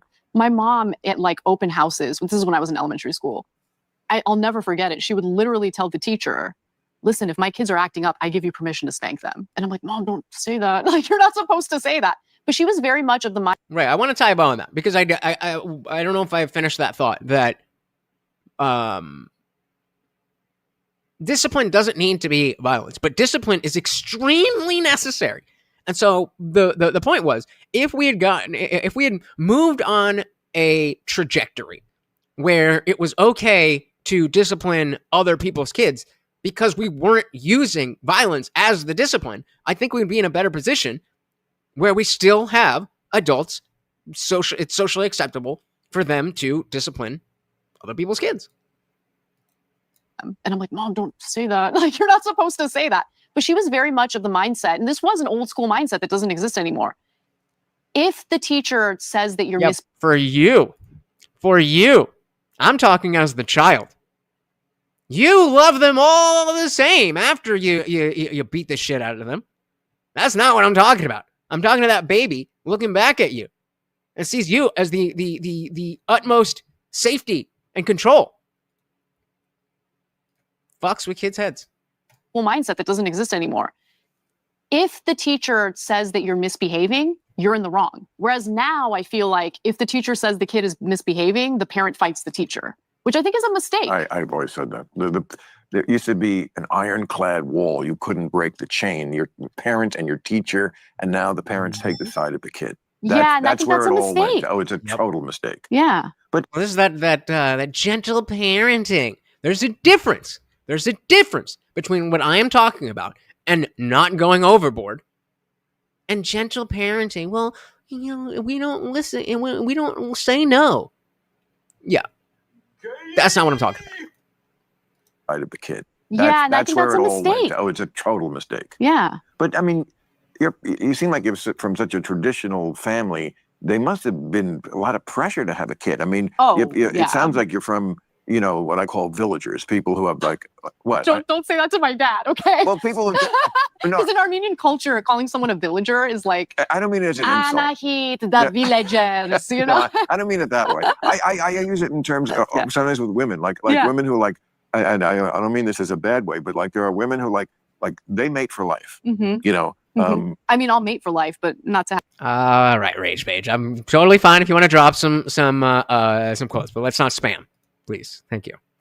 Have kids. Right, but I mean, like, and that's what I call them villagers. Like most modern women, like, no, they'll fuck around a little before they. But some women are like, no, we only do it if we are like fucking super serious. Super serial. Really? That's her name? Ana Hit? That's kind of funny. Like, no, we only do it if we are like fucking super serious. Wow. And that's great. Yeah, I mean, not for me, but I mean, in general, it's great if that's your thing. But I call them villagers because it's like, not that they literally live in a village, but you know, it's just the village meant, and that's not an insult. Just you're villagers and I am not. I'm a city boy. Yep. You know. I know what you mean. Answering my questions. Okay, let's see what we got here. Proverbs 3:11-12. My son, do not despise the Lord's discipline and do not resent his rebuke, because the Lord disciplines those he loves, as a father the son he delights in. Foolishness is bound up in the heart of a child, but the rod of correction will drive. Oh my God, this is. So remember when we talked about how reading the Bible was the reason that I lost my faith? A rod and a reprimand impart wisdom more than, I don't know, wisdom. What are we talking about? You're villagers and I am not. I'm a city boy. Yep. You know. I know what you mean. Yeah, totally. But you must get a lot of that kind of pressure, or maybe they've stopped. Maybe they gave up. What happened with me was, I remember being in high school or college, and I went out to sushi with my mom and my aunt, and I got my mom warm to the idea that I'm not going to have kids very early on. So I just remember having the way you put that. Yeah, you got warm to the idea. You have to like ease them into the notion that your daughter is not going to give you grandchildren, and that's okay. That's okay. Because when you're sick and when you're battling cancer, your daughter is going to be by your bedside, as I've been throughout this past year. You know what I mean? Yeah. And so I don't know. You just know. You're a man, but Rage Page, I specifically addressed this already. I said discipline, good. The rod means a physical rod, bad. Discipline, good. Violence, bad. And so I don't know. You just know. You're a man, but I know that you probably went through the same thought process I did. When you know, you know. I'm not really fit to be a parent. I don't want it. And to be a parent, you need to want it. That's so true. Right? That's fair. That's fair. We see a lot of people who probably shouldn't be parents, and they just do it anyway. So while in general, of course, I think it is good for people to Vishnu. Not a feather. I think it's better for family and community to continue, but on an individual basis. Like, if you know you're not going to be a good mom, and do you actually know that? Maybe, maybe not.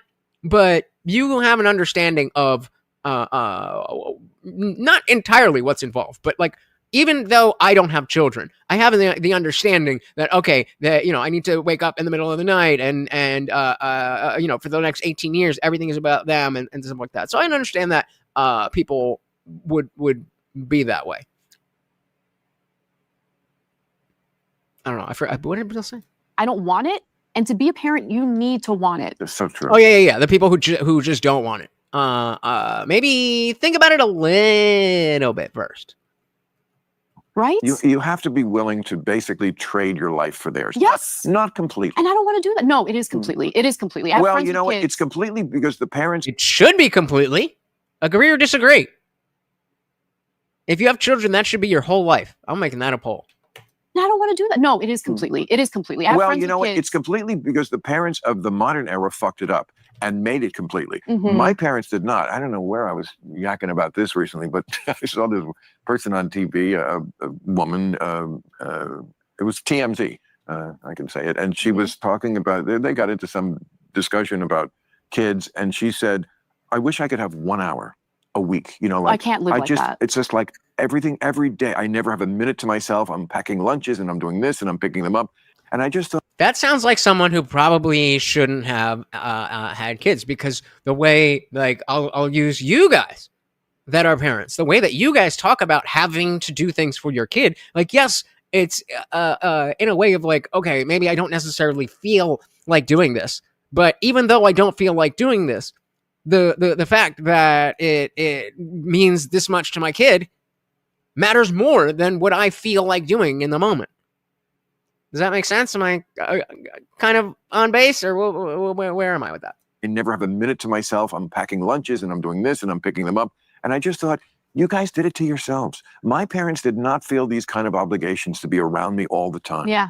And we were both happier for it. You did it to yourselves. And you do have to trade your life for your child, yes, if you're a decent person and if you're going to bring a child into the world, but not to the degree the parents of today do it. And they didn't make it better for it. They ruined 2 lives. Congratulations. There's a fucking hat. The parents shouldn't be too involved. I would love to understand what exactly he means by that, because what is like, again, there's a way of being too nice or too soft, but a level of involvement, I don't know. Well, a little toilet, because a lot of people also listen to Bill Maher and Ana Kasparian, and not having any idea what they say is not good for when you encounter people like that who want to try to say that their reality is reality, and it is clearly not.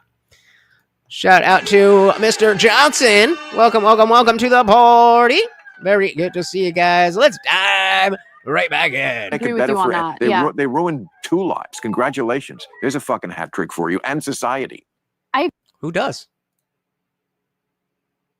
Agree. I mean, my most fond memories of growing up is when I'd be outside riding my bike and playing with my neighborhood friends for hours on end. Right. You know, at some point, you know, my mom would demand that I come home. But for the most part, you know, when I was out playing with my friends, she just kind of let me do my thing. Now, I will admit, like, we kind of, even though I grew up in Reseda, California, at the time, it was like a little bit of a suburban feel, you know, and it felt safe, even though it was the 90s when crime was supposed to be much higher.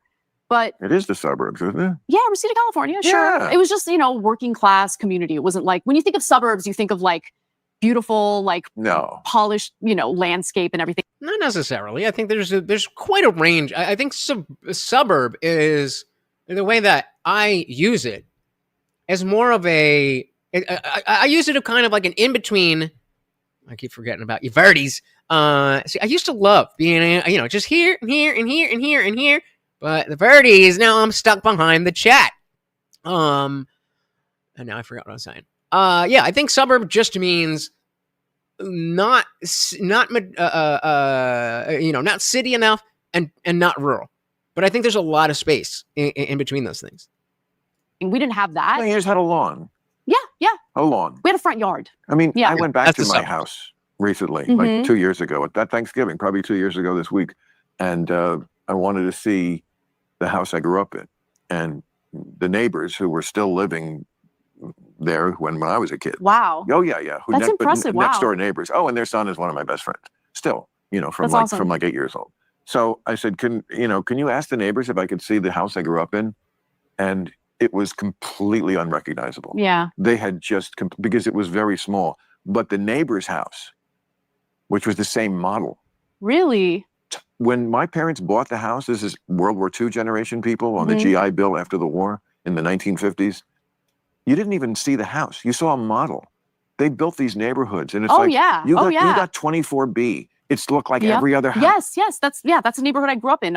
Tract homes built in the 1950s. Right. You know, each one was like a tiny bit different, right? Like, so each other house, like one looked the same as the next one, not the next one, but the one over, right? Like, so there was a little bit of variation, but not much. But the point is, why can't we do that now?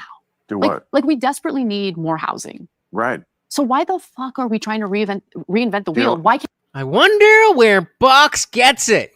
This housing thing. Can't we do the same thing we did in the 1950s? We mass produced housing. Levittown was? Because of BlackRock. Yes, of course. I mean, that was the first suburb that it was like, again, no variation in those houses. Right. Just like they just mass produced a suburb. Right.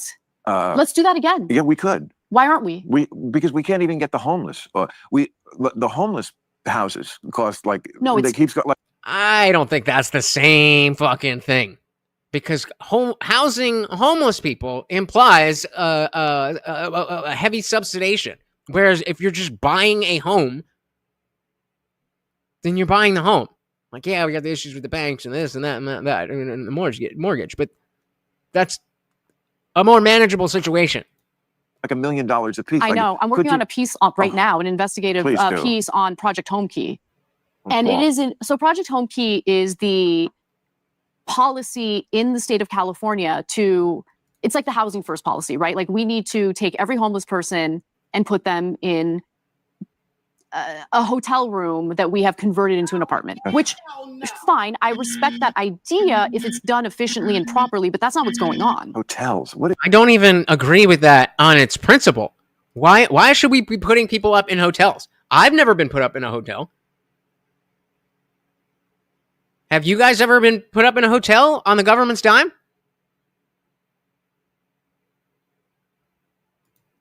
Who cares? Maybe I'll just be homeless. And then I can get all the benefits. Who came up with that? Because the Roosevelt Hotel in New York, that was used for, I think the idea was we have a bunch of these motels and hotels that are like dilapidated. What if we buy them?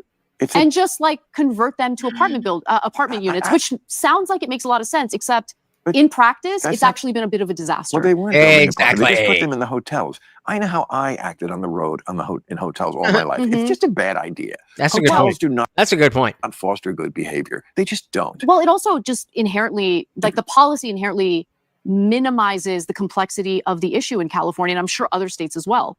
I'm sorry, but if you take someone who is addicted to fentanyl off the street and you just park them in an apartment unit and pretend, as Karen Bass has pretended, we're going to offer them wraparound services, but they really don't, they're going to overdose in the apartment. And that's what's been happening.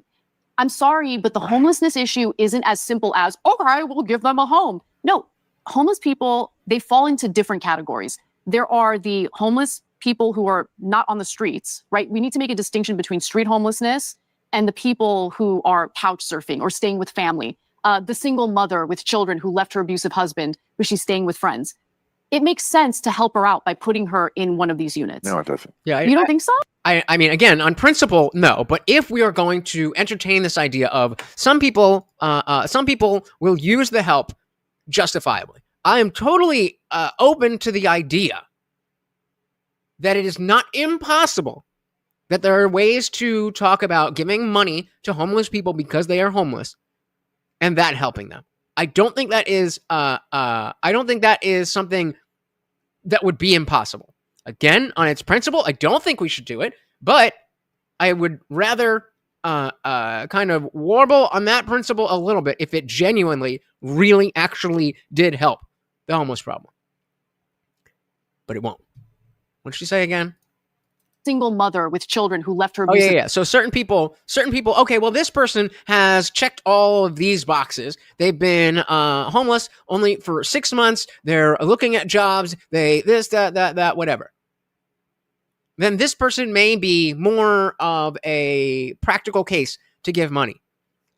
I can get behind that in principle, or rather in not in principle, but I can get behind that on the numbers. But on principle, why? Shout out to Ninja Muffin. Welcome. Said UGM helps with food, housing, jobs, transportation, etc. But you gotta get off the drugs.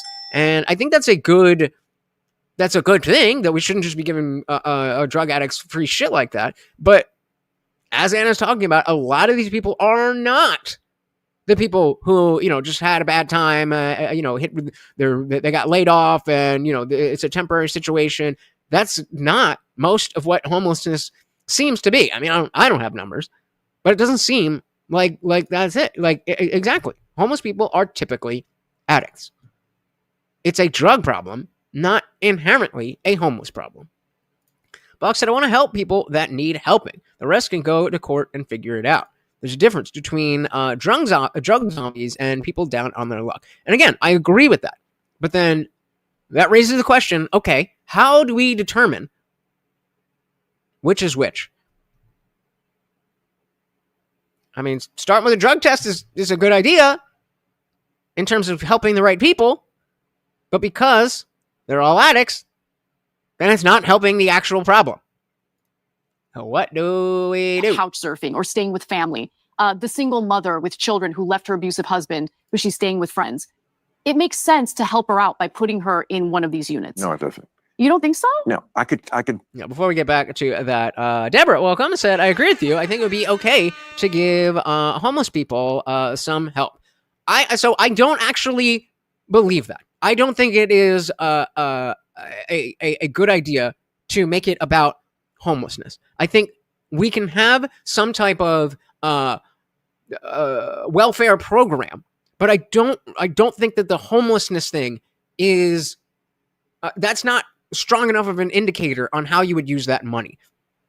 I think that's where I'm coming from. I don't have a problem helping, for there being a safety net. It just needs to work. And again, yeah, drug test for benefits. Okay, that helps us help the right people, but that doesn't address the homeless problem because, like you said, they're addicts. So then, yeah, we're helping some people, but what then do you do with the other? Are we arresting these people? Then we're still paying for them. We do have homeless shelters, but a lot of them have strict rules that people don't want to follow. They have curfews. You can't use drugs. Same issue. Same issue. I like that. It's a safety net, not a hammock. Dilly to that.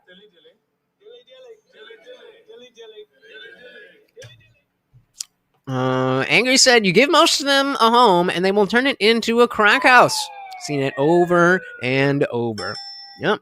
Guano said, bring back the insane asylums and then help the real homeless. I think that sounds like a much better way to address what we're actually talking about. Yes, they are drug addicts. Yes, they are homeless. It is the issue is that too many people like that are not are on the streets. Even from the most selfish position. I don't want to look at that. Fair enough. You shouldn't have to look at that. Even without any type of compassion or anything. It still makes sense to not be throwing money at this and also want to solve the issue. Out by putting her in one of these units. No, it doesn't. You don't think so? No, I could tell you how to solve this, but there's probably laws or bureaucrats or whatever. Here's what you do. First of all, right, Bill Maher's magical solution to homelessness. Put one in the chat if you think that he's going to say something good, or if you're just going to be like, listen, okay, this is my idea, and it's the most it's the greatest idea ever, okay? I think it's kind of going to be that, but maybe he's about to cook. Let's see. There's probably laws or bureaucrats or whatever. Here's what you do. First of all, citizens own the streets. You can't be on the street. You can't control this sidewalk. I am a citizen. I pay taxes. The sidewalk is mine, not yours. All right. So far, we're well, condescending wasn't it? No. Wait. So, tone aside, the actual solution, is this solution a good or at least better solution? That's a 1. If you think he's not going to have a better solution, he's just going to posture as if he has a better solution, that's a 2. So this sidewalk. I'm a citizen. I pay taxes. The sidewalk is mine, not yours. Sorry. No tents. We put you in a barracks, a nice barracks, but a barracks. I'm sorry. You are where you are in life. We are going to help you. We are not going to judge you, but that's where you are. You have to be in a barracks. Now, okay, but when you say we're not going to judge you, does that mean we're going to let you be doing drugs on the property? What does that mean? That sounds like what we're already doing. What do you mean by a barracks? Like, I just want to understand. A barracks. Okay, yeah, let's define that too. It's a big room with a lot of beds. And so they a shelter, you mean? A shelter, a barracks, whatever. Okay. But they say, well, they don't want to go there because they don't, the crime. Okay, pennies on the dollar. Hire a fucking security guard for every row of beds and have them. So you're safe there. We guarantee you safe there. While you're there, we also have an adjacent barracks where there's counseling and there's drug addiction, people getting off drugs, and there's food. And it's like, do that. When we think you're ready to go back into society, then we'll have people who are trying to repatriate you back into society. Do that. But putting them in hotels or pretending that being on the street is just a lifestyle, which is where I'm not buying that at all. I mean, it kind of is now. Center for asylums, in theory, not in practice. You don't have to look too far to see conservators that are scary taking over people's lives against their will. We have to get it right and keep checking in. Yeah, I think they're in the past when we had asylums, it was like, just kind of get them out of society. Especially now because we have much more understanding of medicine, neurology, and things like that, then these asylums would be essentially akin to a hospital, but not a hospital. It should be at that level. And so if that were the case, that is something that facts. But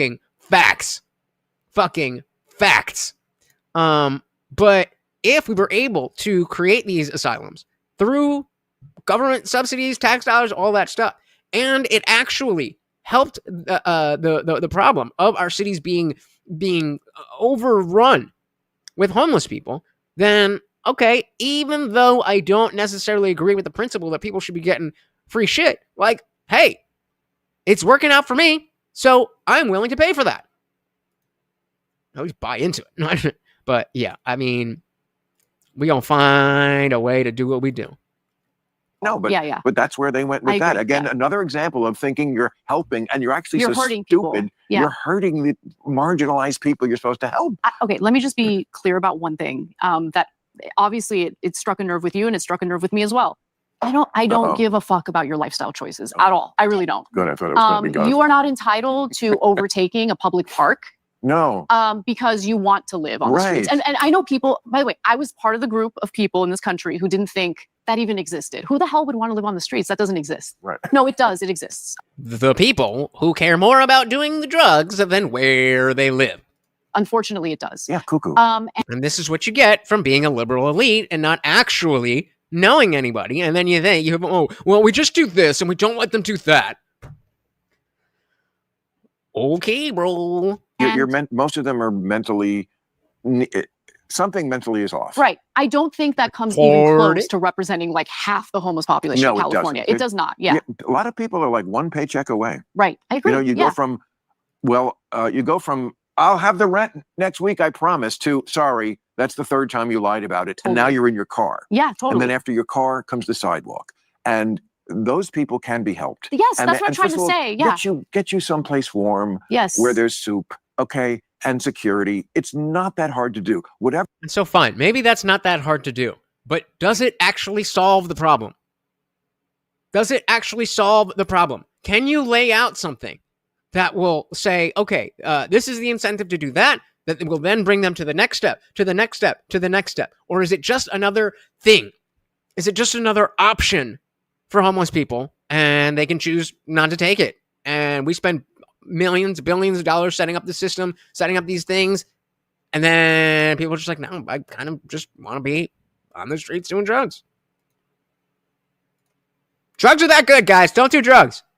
Whatever fucking stupid laws are in the way of it, if only a politician could come along and just cut that Gordian knot, because it's not that hard to do. And it doesn't cost $1 million per unit. So one of the policies that California actually got right, and we've moved away from it, unfortunately, is drug courts. So the way drug courts worked in California was if you committed a crime, not just simply having possession of drugs or using drugs publicly, but if you committed a crime because of your drug addiction, right, the judge would give you an option. Okay, well, you robbed someone in their own home in order to feed your drug addiction. You have one of two options. You can either go to prison or rehabilitation. We could put you in rehab. So we got to make another poll for this. The previous poll, when you have children, they are your everything. 89% of you said agree, as do I. So let's go to this.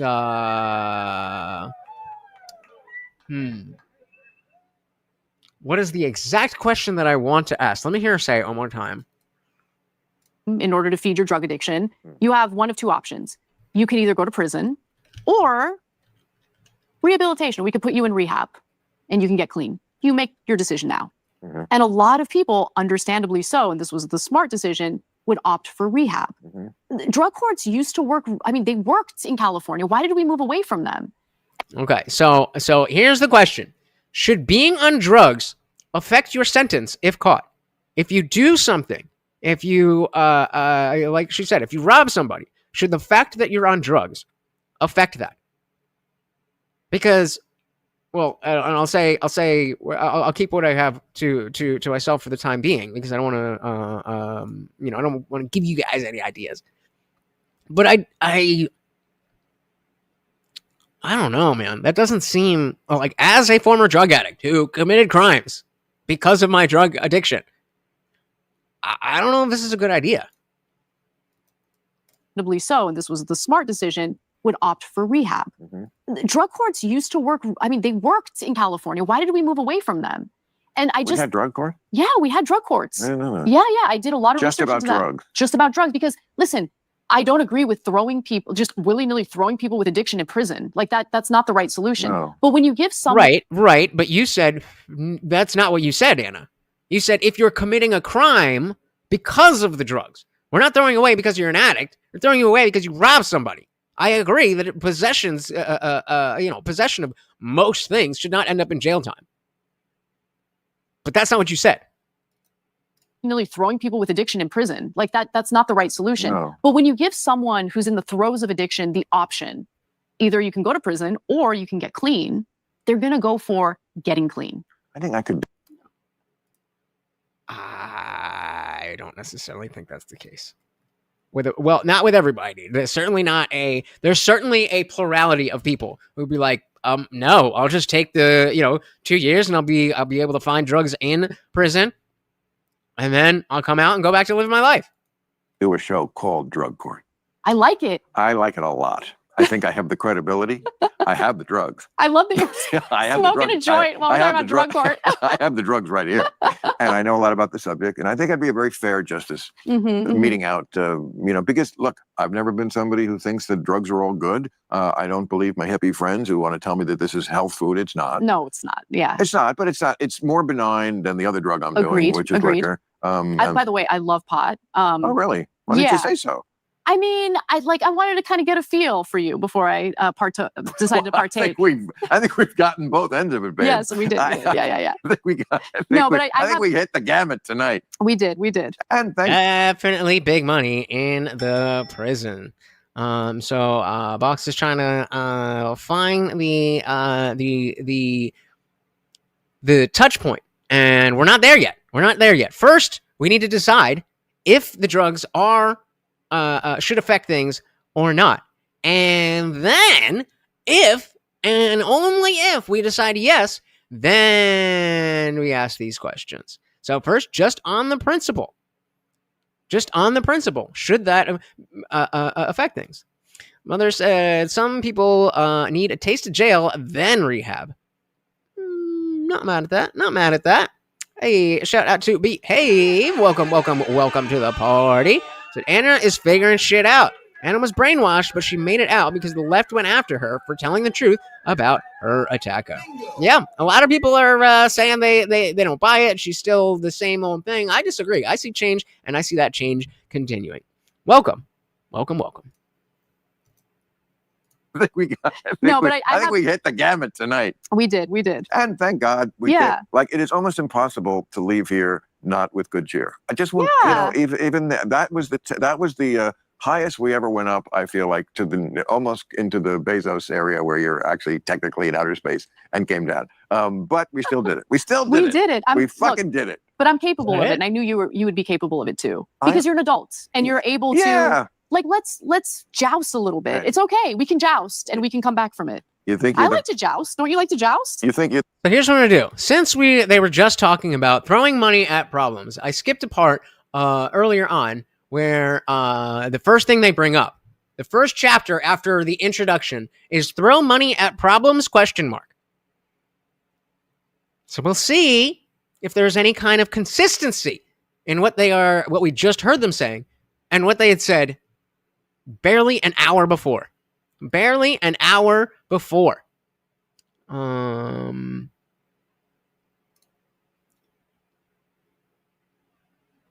So then you're saying yes. Box said I've done a bunch of fent, and it was all RX from a pharmacy. Same with liquid morphine. Enjoy in moderation. I do not. I disavow. Lomnick said my wife made a good point. Right now, we have a drug addiction problem due to people reveling against life. Soon, we'll probably have a dependency addiction from people who just can't cope in real life. Well, I feel like we're already there. That's kind of tied into what I was talking about, the younger generations not seeing any purpose in working hard, doing any of that kind of stuff. There's nothing for them to accomplish. Yeah, disavow. Funk said, I can relate to Anna's story. No one bends over in front of the Mexicans at my job. There you go. All right, so we're back up all the way over here at the beginning now, and we'll see. It's what exactly is it? Well, let me see what the exact title is. Throwing money at problems, Bill's philosophy. And the question is, does it line up with what the fuck they were just talking about? Usually, yeah. Not emotional stuff, but like a lot of other stuff. Money does solve a lot of issues, that's for sure. If I just threw money at this problem, made it go away, would that be okay if I just fix this? Because if you front load the I'll pay for it, don't worry about it anymore. Well, we'll accept but not just that. I mean, not just paying, but also, manly stuff. Like, I mean, of the thing you're talking about, I feel like the classic cliche is bitching about the boss. And I feel like if I could say to a woman, listen, you bitch about this every night, I'm just going to hire someone to kill him. Ooh, I like that. What? Exactly. I'm just going to fix this. And then I don't have to listen to you talk about it. Yeah. I got it. That's the analogy. The analogy being, I'm just going to fix this by throwing money on it. And that's not a good thing to do. Got it. Okay. Took me a second. And I'm going to fix it. It can be done. I mean, I know good people, reliable people who are not going to get carried away, and just handle it. Yeah. But what about you? Do you Craig said, well, over on Rumble, said, weed is good. Agreed. ever feel like you just want to like rage about something to someone? You don't want any solutions. You don't want any advice. Yes, I call that my audience. That's true. That's true. Yeah. Yeah. No, I mean, I don't want to rage. I feel like I'm the anti-rager, even though I am very critical, obviously, of both sides, and love my job and doing that. But yeah, I mean, behave. It's definitely not for everyone, and anyone can be caught up. So, I mean, we're all, later stages than when we should be getting involved in drugs. But, like I did my thing when I was a kid, when I was younger, when I was in my 20s, and I don't do that stuff anymore. But something came across the desk and, something can't kill you. Maybe it can, but just be careful. But rage, I'm trying to get the rage down and the mental part down. And, I mean, it's Thanksgiving. Yeah. Is he going to offer her a drink? I didn't see her with a drink. I forget who it was, but the last time we covered this, I got very upset that he didn't offer the other person a drink. Yeah. My message last week on our last show of the season and every Thanksgiving really for the last 5 years has been, I'm in the talk to them wing of the Democratic Party. I'm not in the cut your people off. Right. Don't cut them off. And, don't cut your people. Don't cut your penis off. I have friends who, are not on that side of it. That's irrelevant. That's irrelevant. You still offer. And she can say, no, thank you. This is his home. He's mixing up a drink. It's not like he's just pouring something from a bottle. It's not like he walked in with a beer in his hand and was just like, sorry, last one. This is a studio set up with all that stuff on the table. And we're here for over an hour and a half. And we can't say, do you want one? Anything I can get for you? Little things like that show you who people are. I have no idea. Probably some, I don't know. Does she have a drink beside her? Either way, I still want to see the offer. I have friends. Right. Drink. I see no drink. Okay, I see a drink here. Don't cut them off. And, I have friends. But I also haven't seen her take a... Have you guys been seeing that? Well, I'm sorry. I have fucking manners! Who, are not on that side of it and didn't like what I said. And have they cut you off? Well, that's it's such an interesting issue. One relationship that's in the balance. I mean, it was... And that's not a real friend. Like... Well, I mean, we weren't close. I mean, I'm talking like it was Jimmy Kimmel. I mean, I said it. It was definitely, whoever it was the last time we covered Club Random. We don't cover Club Random that often, but it was somebody. It must have been somebody good. But yeah, didn't offer anything, and he didn't. That person wasn't drinking all throughout. I also would expect, a little pass, but. Well, I mean, we weren't close. I mean, I'm talking like it was Jimmy Kimmel. I mean, I said it publicly, and I like Jimmy a lot. And his wife wrote that thing that said, she did lose family members. She wrote them before the election and said, here's 10 reasons why you just can't vote for Trump. And then some of them, just didn't follow that. And I was as kid glove as I could. And I see they're mad at me. And I'm sorry. I mean, I was being, again, as respectful as I could, but I don't agree with that point of view. And since she went public with it, it wasn't out of school for me to go public with it. I love Jimmy. I always have. I don't know him that well, but he's a great guy. And we have a connection. Like, we were both fired by ABC and he took I had that time slot. So like, it's so interesting. The same ABC, I mean, Disney executive, Candace, both. It's interesting, the connections. And so I hope we're friends forever. But I don't know. You know, the liberals and the woke, that's a schism. It just is. Yeah, I mean, I would say that the time of my life where I was the most miserable was probably when I was the most liberal. Please let that be the end of this sentence. When I was most liberal, I was most miserable. And when I was most miserable, I was most liberal. Let's see. Shout out to Heather Starr. Welcome to the party. A Merry Christmas to you and your family. But my dad and my dad and my grandparents passed away this Christmas. It will be hard for me. Well, I'm sorry to hear that. A big dilly to our fallen family members. Welcome to the party. Hopefully, we can add a little entertainment with all of that. Welcome.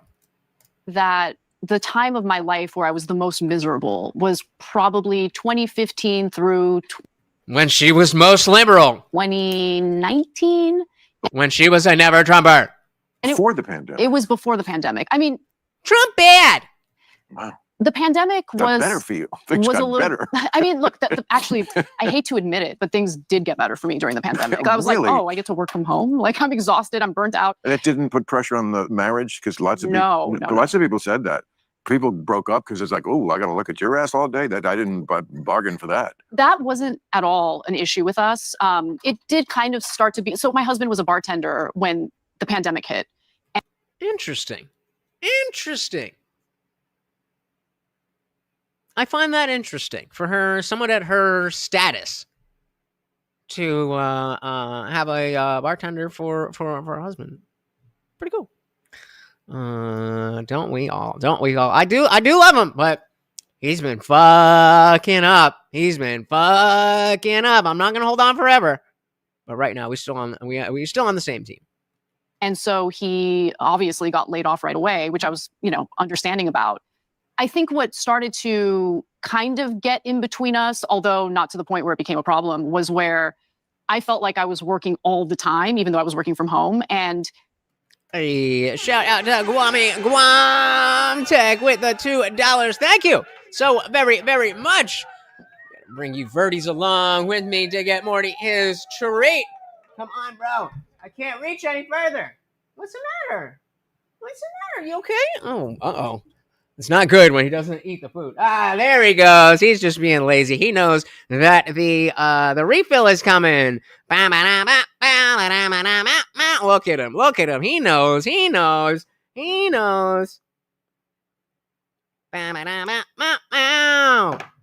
All righty. There we go. Thank you. So very, very much, sir. The party rages on.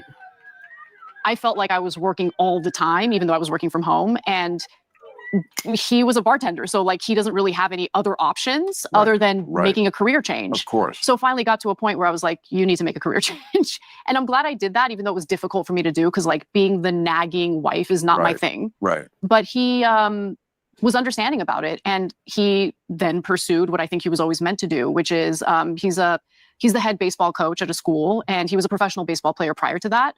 When his baseball career ended, that was when he came out to LA and started kind of like working at restaurants and stuff to figure out, what do I want to do next? And then he got comfortable. I think that happens to a lot of people. So COVID. That happened to me. I was well into my 20s and still just serving tables and just like working for beer money and making sure I got enough rent. And that's about it. A little bit of a different person. So no, this is full. I'll give you the brand, but the official Kong. This is the peanut butter flavor treat filler. So that is a what they call a Kong, and you fill it with the stuffs, and then he gets to do that. Want to do next, and then he got comfortable. I think that happens to a lot of people. So COVID was like a bit of a crisis that we took as an opportunity to move forward in life in certain ways, if that makes any sense. This sounds like the kind of thing. I never got married, but I've never been I don't think it's spray peanut butter. It's peanut butter flavor. Peanut butter flavor made for dogs. Let's look at the that's French. Caution: contents under pressure. Blah, blah, blah, blah. Ingredients: cheese, water, soybean oil, whey, modified cornstarch, sodium phosphate, dextrose, maltodextrin, lactic acid, sorbic acid, caramel, and annatto for color. No trans fatty acids. So, I mean, you'd probably be good, but you might want to just stick with peanut butter. No, his poops are great. He's got nice, solid dookies. I know, because I got to pick them up. Said 20 years ago, 20 years ago this year, my dad tried to go down the chimney on Christmas. It wasn't until the next winter we found out what happened to him. Yikes. Oh, yeah. That shit ain't cheap. Like I said, this motherfucker eats 10 times better than I do. He gets top shelf shit. I fucking eat cans of soup from McDonald's, from Walmart with some pasta and a protein shake. That's my normal day. Sense. This sounds like the kind of thing.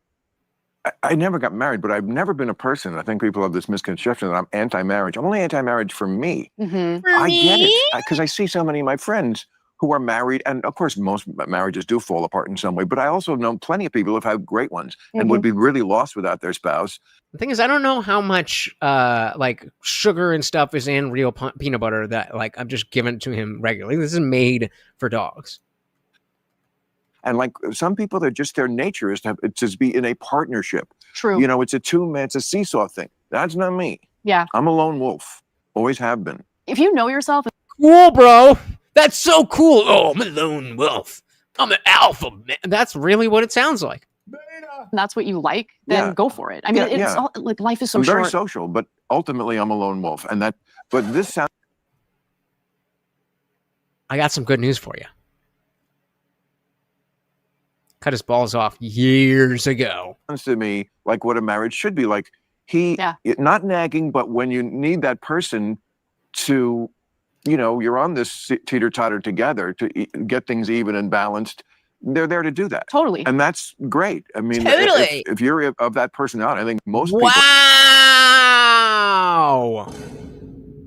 75% of you said that if you commit a crime, being on drugs should affect your sentence. Well, then why would somebody do a crime without doing drugs first?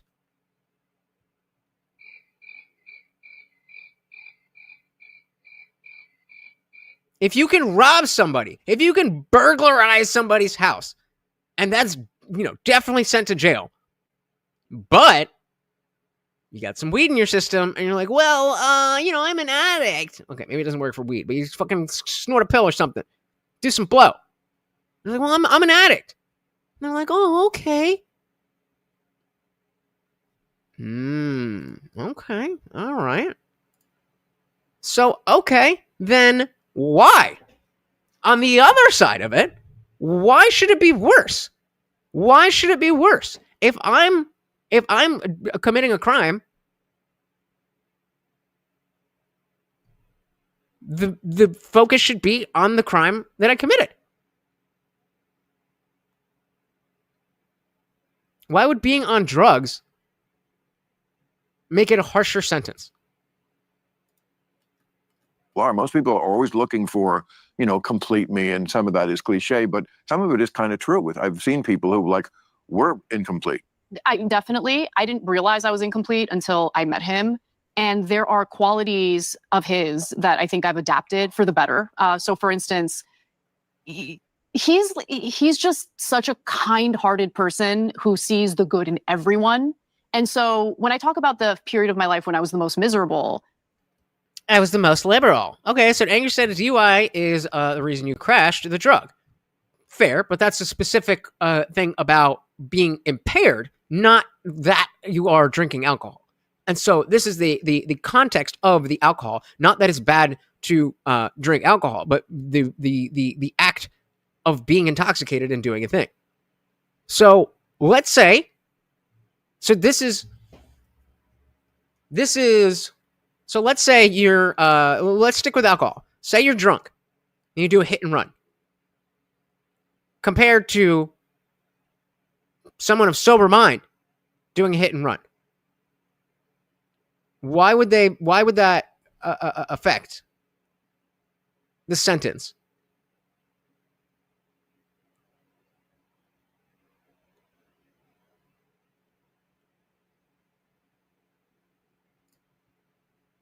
True.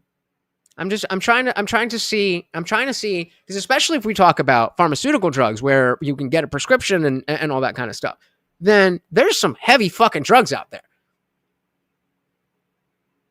And if I'm going to commit a crime and I know that this crime can get me sent to jail, but there's a way that I just do drugs and it makes it better, obviously we're not going to do that. But if it makes it worse, I'm not saying the connective tissue on the crime is the crime. DUI is a specific one that has to do with that. Like drug possession, yes, that is the crime. But why should why should that make it worse? And so when I talk about the period of my life when I was the most miserable, I wasn't able to see the good in everyone, right? And so I was very much in the mindset of who you vote for demonstrates what your values are. And if I have determined that the person you voted for is a bad actor or immoral, that means you're bad and you're immoral. Okay, so we're getting somewhere. You get charged with drugs and the crime more charges. So that's a separate charge then. We're talking about the charge of, Anna brought up the robbery. There's one thing in saying, okay, you've done the robbery and you're in possession of drugs. So you're going to get different charges for those things. What she's saying is if you've only done the robbery, the fact that you're on drugs should affect that sentence. And I don't see why. I'm not saying no. I'm asking for the reason. What is the connective reasoning? What is the causal factor? And it is a terrible place to be where you think half the country is awful. Exactly what my theme was Friday. And I was disappointed that, I said about the thing, again, trying to be respectful. She had said, I sent my relatives a letter with 10 reasons you should not vote for Trump. And I, first of all, said, 10, I could think of 100. That's true. But to me, a better exercise, and as someone who votes Democratic, a better exercise would be write a letter to yourself, 10 reasons why you might imagine those 77 million Americans could not vote. But I want to get back to this husband thing for a second, because I'm very interested in this. It's just endlessly fascinating to me, like how different people do it. And how they make it work. We do it real well, I'll tell you that. I'm going to skip again a little bit. And what do we got? Okay, yeah, that'll be good. Success, ego, and the future of TV. Television, and is there even going to be television in 3 years? I mean, not in the way that we traditionally think of it, right? Pluribus will still be around, but not terrestrial TV. And I think that's a good thing. I think it's right? Well, I did buy this house. I don't know if it's a good thing. You made a smart move. I think you saw the writing on the wall, and it's better to have, Look, we're both what they call content. Let the other people figure out where the content goes. It's not my job. Hey, who fucking called it out? It was like, Bill hires somebody to have manners for him. He hires someone to do everything for him. Okay. The content, where it goes, I'm the content. The other people will figure it out. There'll be a market for the content. That I know. So you can put it on streaming, you can put it in your pants, you can put it in the theater, you could, whatever you're going to do, you could do directly into their brain, AI. Bill, do you honestly think that if there was a theater run of Club Random, that anyone would pay for that? Come on, man. Well, what are we doing? Could just tell you what I'm thinking. I don't know what the fuck it is going to be, but I don't think AIs can do. Again, Rage Page, you're going back to what I already said. I agree with this part. That's not what Anna was saying. She is saying because of the robbery, or because of the drugs, the robbery itself should have a lesser sentence. And so if you're arguing that there should be an effect on the sentence, then you're opening the door for people like her to say, well, no, drugs should be a lesser sentence. I'm not saying you shouldn't get the charges for the drugs. I'm saying the charges you get for the drugs should be separate from the charges of the crime. Unless it's a specific thing that is DUI, that is driving under the influence, because that is the crime. Do exactly what we do. I don't either. I mean, I am worried about AI when it comes to large swaths of the American population, because their jobs will be replaced with AI. It seems like we're sailing toward this iceberg. Totally. And everyone is sort of pretending that's not what's going to happen, even though there are people in the industry itself who are saying, no, this is, it can do 30 to 40% of the coding jobs right now. So like, I mean, already so many coders are losing their jobs in Silicon Valley, which is like the most ironic thing in the world. So ironic. Right? Like the first to go are the workers who helped kind of foster this new technology. And also yeah, right. I mean, if you're building clankers, then they might take your job. But shout out to TDA Grimm. Welcome. Said Anna is amazing. She's getting better. For sure. Isn't that how it is right now, where you get a lesser sentence because you smoked some weed before you did a crime? I don't think so. The workers who helped kind of foster this new technology. And also the kind of pretenders of the left who are like, care about the people, the marginalized people, as we should. But then it was like, but that's, I can say that because like my jobs are safe. It's not going to come from my job. I'm like, I went to college. Okay, I have a degree. And, Yep. And they do the most simple, fucking basic ass job that will be so quickly replaced. That's such a great point. Oh, shit. It's my job, too. Right. I mean, that's known as the professional managerial class, right? And Correct. So, yeah. Yes. And so they have, thought that they've been safe. But meanwhile, in the background, you have new technology being developed that's going to make their positions totally antiquated, irrelevant, unnecessary, which, middle management, my heart doesn't necessarily break for them, but my heart does break for the country, right, overall, because I think if we don't find solutions to this. Middle management is not. Yeah, I don't think people are shedding tears for middle management. No offense to the middle managers I deal with. Does not pull on the heartstrings. Right, exactly. Like Ukrainian. He's like, no, I mean, if you're middle management, cool. No, middle management is the worst fucking thing. An orphan or, Right. Middle, yeah, you're right. Or, a truck driver. Like, I worry about the drivers. Like, they're going to be out of a job soon. I actually don't agree. I used to think that truck driving was going to be the number one thing that was replaced by AI, and maybe it will be. I obviously don't have a crystal ball, but it does seem like the way that they talk about driverless vehicles was way more optimistic than it actually is. Like, I know we have the Waymo thing, and the Tesla self-driving, like, it's getting there. But in terms of replacing all human drivers, I don't think that's coming up very soon. I think there needs to be so much understanding of what goes in, like the minutia of what goes into these tasks. Because do you guys remember, maybe this didn't happen to you, but I'm pretty sure it's a very common thing, that when you were probably 3rd or 4th grade, and you had to do a presentation where you had to instruct the teacher on how to make a peanut butter and jelly sandwich. And so they had the bread, they had the thing of peanut butter, they had the jelly, they had the knife and whatever. And so kids would say things like, you put the peanut butter on the bread. And so the teacher would take like the peanut butter and put it on top of the package of bread. Point being that, like, okay, we understand that making a peanut butter and jelly sandwich is relatively simple. But when you have to break it down to like a binary level and program that, it's not as simple.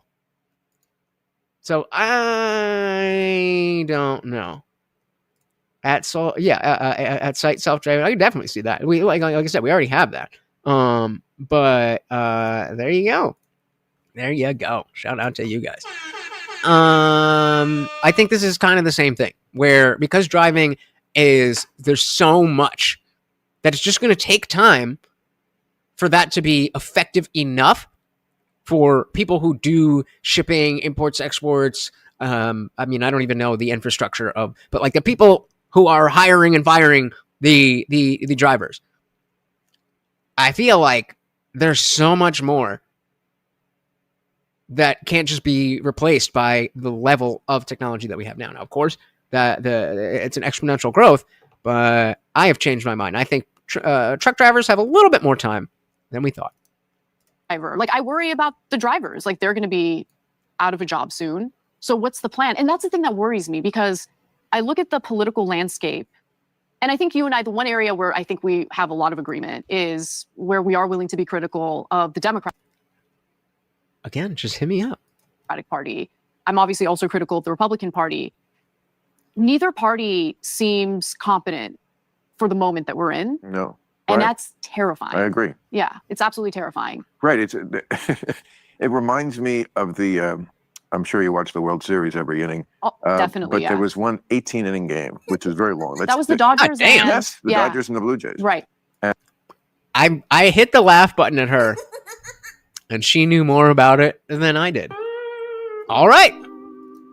Game, which was very long. That was the Dodgers and the Dodgers and the Blue Jays. Right.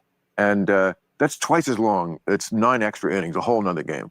And it's like Johnson, no need to ever apologize for your comments. The point is to come here and say some shit, and maybe I'll pull it up and say, "Oh man, I completely agree with you," or maybe I'm like, "Hey, wait a minute," or maybe I'll say, "Nah, you're fucking wrong." But we just want to be able to talk. That's it. You are very welcome to say whatever you want within TOS, obviously. nobody scored in those extra innings. Mm-hmm. It was like, wow, this is there for the taking for one of you teams to win this game, which was tip the series to you, and nobody could do it. And I was like, that is exactly what the Republicans and the Democrats. I mean, nobody could do it. What do you mean? Did that end in a tie? Republicans, when they came into office, you can't tie the World Series. Had the wind at their back. All they had to do was not get drunk with power. Yeah. And fuck it up. And of course, that's exactly. And I said me too. Oh wait, he's over on vertical. Let's go full screen. Full screen. Dilly motherfucking dilly. Yeah. And fuck it up. And of course, that's exactly. And I don't think his instincts about. Hey, we got a new subscriber. 5,001. Let's go. Let's go. We are doing this thing, and Dick Johnson is right along with us. Fixing this and this and this and this are wrong always. There is lots of shit that needs fixing, and some he's fixed great in my view, like did better in the Middle East than anybody had done, got NATO to pay for shit, colleges out of control, yes. But of course, almost everything, the way he does it is just a disaster. Yeah, a lot of people don't like the vertical. That is why I put the landscape link pinned to the top of the vertical chat. So if you're scrolling through and you find yourself on the vertical stream, always I will put the pinned link to the regular stream on the pinned. So just pop it over there and you'll get right over here.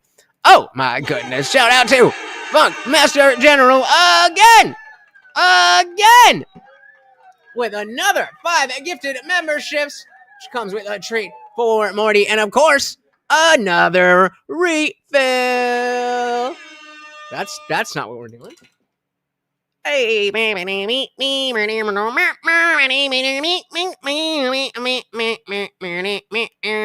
we're running out. Okay, I'll save it in case we get any oh, a little extra. There we go. Thank you. So very, very much. Look at him. He's loving it. Thank you. So very, very much. And again, guys, remember, if you got one of these gifted memberships, hit the pinned link, because it will be only for the landscapers. So hit the pinned link on the landscape stream. You get into the Discord, and that is where we're holding the after party. So come on through. Thank you so very, very much, sir. But of course, almost everything, the way he does it, is just a disaster. And I agree with you on it's NATO. Cruel, Yeah. And it's unnecessary. Doge, it's like Right. just unnecessarily asshole-ish to a problem that if you had just, handled it in a just a more humane, human, far-sighted way, you'd have the people behind you, and now he's starting to lose them. Oh, starting because to. of the economy. Yes. And they, even with immigration, even though they agreed with him, they don't like they don't like watching day Yeah. laborers at Home Depot parking lots get snatched up by masked men, right? Like they don't like seeing, parents get snatched up by ICE agents as they're I mean, kind of. Kind of. Yeah, all right.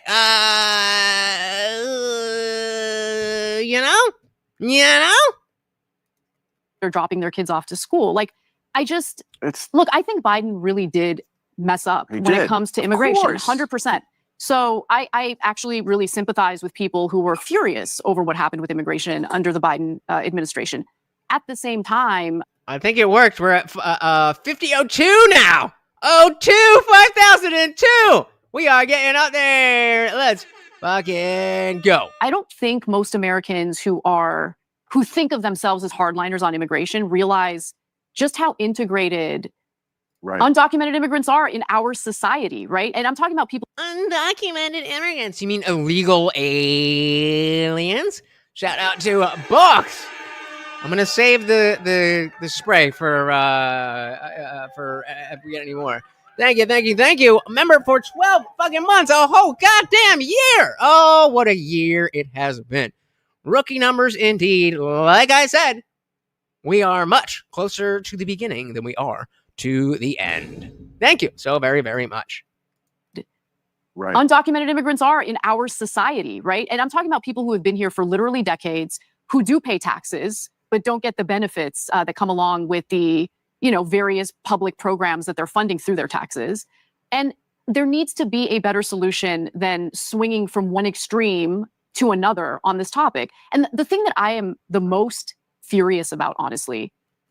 Shout out to L'Oreal. Welcome. I am 36 years old.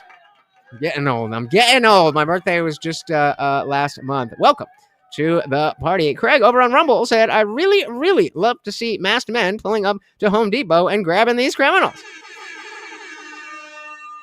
That's what they is. These criminals. Is Congress. Congress is the most useless branch of our government at the moment. I'm not saying it's unnecessary. I think it's an important part of our government. See, DJ's a real one. That's a real one. I'm going to check and make sure. And, you can ring the bell while you're at it. Thank you so very, very much, sir. But over the last few decades... Hey, we got L'Oreal as well. Oh, we are building. Welcome to the party. I am 36 years old. 36 years old. I was going to say I'm old and decrepit, but most of you guys are Gen Xers, so I'm probably a young buck to you guys. Necessary. I think it's an important part of our government. But over the last few decades, we both know Congress has ceded much of their power to the executive branch as it pertains to foreign policy. Big mistake. That's been going on for 70 years. Absolutely. Congress is supposed to be the most important branch of government. That's what the Constitution says, for They're sure. the ones who are supposed to write the bills and pass the bills. Power of the purse, power of declaring war. The president is just the guy who's supposed to carry it out. Right. What's that? How does the Schoolhouse Rock song go? It's I can't remember. I don't remember. Yep. Yeah, I figured we got some older people here. I appreciate it. You guys got some more wisdom that I don't necessarily have. I do have my my co-host who is an old man who gives me his elder wisdom, but I always love to have it from you guys. The president is just the guy who is supposed to carry it out. He executes it. He's the top executive, but he's like, you hire a CEO to run your company. There you go. I'm just a Bill on Capitol Hill. He's not the dude. He's go. carrying out what the guy who owns Starbucks is his vision. Right. Okay. I made being an 80s baby by 31 days. I'm an 80s baby. Can't nobody take that from me. That is, as you say, completely lost. And the only, I did a piece a few weeks ago about the Supreme Court being the last line of defense here. We're going to see what they're going to say about tariffs, like whatever you think about tariffs. They have to strike it down. It's a congressional thing. Yes. And so like these kind of basic things, I'm not completely pessimistic about how the court is going to rule. The Supreme Court does have the ability to They've ruled against him. surprise you. Yeah, definitely. And sometimes they take a hip pill and get it right. Not always, and they have certainly gotten a lot more conservative. So did I, but I not really the same kind of thing Over the years. But I'm not going to with all Trump stuff, I said this time I'm not going to do it like the first term. Trump bad. When it happens, Yeah. I'll get upset if it's the thing that is worth getting upset about and talking about and critiquing, and I never pull a punch on that. But I don't give a shit about the ballroom. And Me either. if you do, it's just an indication that Trump is much too part of your personality. It doesn't matter. TDS. First of all, it doesn't cost you anything. That's the number one. Lost my virginity on the 4-year anniversary of 9/11. Not because of 9/11, it just happened. Thing. Even And if that's it- the most important thing. Even if it yeah. did, I don't care. around it's like 2 seconds of the interest we pay every day. But can we talk about like the feminine qualities of our president for a minute? Okay, like Everything is so gay. yes. I mean the No offense, but yes. ballrooms. All right, let's see. I don't remember what they actually say here. But Trump is definitely a character. He's not a normal guy. So let's see what's good here. Because my natural instinct is to disagree. How dare you? Trump being gay? Oh, hell no. But let's hear him out. Hey, there it is, brother. Thank you so very, very much. Well, I could have had my first one in 2000. Well, I guess it wouldn't have been my first one in 2006 if things didn't go the way that I wanted them to. But hey, Okay, like Everything is so gay. yes. I mean the No offense, but yes. ballrooms and gold, no offense. gold everything. Oh, and the millwork on the walls and everything. He's so proud of it. It's a very butch administration. and Hegseth with the Since when is gold a feminine thing? Like jewelry? Okay, fine. If he's walking around with fucking earrings and shit, then that's one thing. But gold in and of itself is feminine? What? It's a little bit of a reach. we want no gays. We just want well-shaved, strapping young men in perfect shape. I mean, the whole Same. the whole- For the military, though. Like, do you not want young strapping men for the military? What are we talking about? whole thing is It's amazing. It really is. It's very gay. But, so you have this going on the federal level, which is bad enough. But as you and I both know as Californians, we get a double whammy of experiencing the incompetence of leadership in our state. And so Whammy. Oh yeah. I feel like I find myself in this really interesting position of Speaking of 2001, goddamn. experiencing what corrupt Democratic leadership looks like and how disastrous it is. And then on a federal level, I'm not loving a lot of what's been happening recently with the Trump administration. No. And I understand Americans who have just completely written off politics. They don't vote. They don't engage. I think that's a mistake, but I understand where It's definitely a mistake. Make sure that you subscribe to the Indian Jesus channel to make sure you keep up with all the politics. that's coming from. Right, guys, I feel the same. I just don't know how to fix it. I don't know if it's No. fixable. It's not, as long as there's like smartphones, but Mhm. because that just So then what is your job? Both of you, what is your job? If you don't think it can be fixed, then what exactly would you say you do here? this is making us ever stupider. And yeah, I mean, people don't know anything anyway. So I mean, they've completely Unlike Bill Maher. lost the thread with education. But can I Yeah. tell you, you're talking about California. Yep. I mean, you're from here, right? Yes, born and raised. Okay. So here's a fire story. Mhm. Like in January when the fire hit, He's doing a good job. He's doing a good job. So, all right, we're going to hear this fire story. And then it is time for the after party. Guys, remember, if you join the Discord server before the stream is over, you get a free day pass. So it is pinned to the landscape stream, but I just dropped the link in the vertical stream so I can see as soon as you join. If you join, then you can come and hang out in the members only after party. Matt Gaetz is a scheduled guest. I think it was January 7th, and he drove. Oh, I think that's what it was when we were talking about. Was it? I don't know. We did cover that, but when he didn't offer him a drink, was it Matt Gaetz? Through the fire to get here to keep the booking. I mean, Wow. I've had people cancel bookings for nothing, and then we chatted here right up until the evacuation order came. No way. Yeah, Good for him. That's actually really impressive. No, but seriously. Well, as my catch line is always, everybody's a monster till you talk to them. Yeah. And then there are certain things you're obviously going to still disagree about. You know, I mean, Laura Trump was here like last show we did, and you know, as all these shows with the Republicans, I mean, they take their beating like a man. They never ever like get upset when we go back, and I mean, there must have been 6 to 8 major things. You mean they don't shoot up the fucking people who are saying things that disagree with them?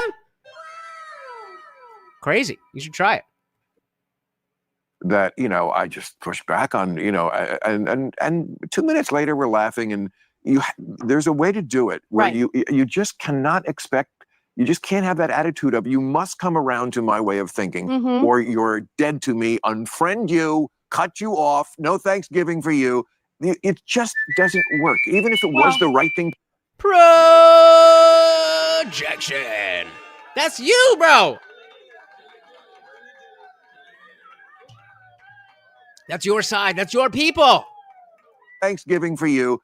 It just doesn't work, even if it was the right thing to do, which it is not. Right. Because you are not God and you don't know what the answer is. And again, imagine 10 reasons why they think differently. People are different. They grow up in different parts of the country. They have a different thing that was put in their head as a child, different personalities. A lot of politics is your personality. People are sometimes just born square. You're a square. But That's okay. So I have a thing about this where the Trump made the right cool.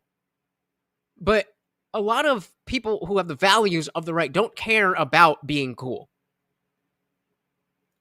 And now people don't know how to be the alt culture.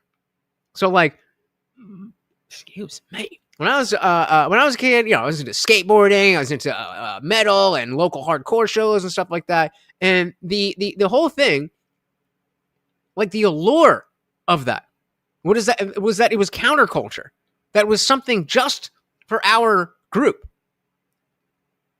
And so I didn't get frustrated. Well, I mean, it was frustrating, but I didn't get angry that, you know, the cheerleader girl didn't know my favorite heavy metal song. Now, because the liberals used to be the cool ones, you know, Rage Against the Machine and so on. Now that that's switched, a lot of people, like, namely lifelong Republican types, I don't know if, maybe some of you, this applies to you, but I don't know if y'all know how to handle the fact that, yes, we're right, but we're the counterculture, so people just aren't going to accept it. I think if you're a lifelong Republican and you're a little bit of a square, which is, you know, nothing wrong with that, then you've probably always been on a path where the things that you want, especially if you're very heavy in the church, then you've probably always been doing things, quote unquote, the right way. Not to say you're perfect, but this is the way we do things. I'm going to do that. And then Trump came in and switched that over. And I don't think a lot of people are handling it very well. Now that we've defeated the woke left, obviously they're still here, so there's more work to be done.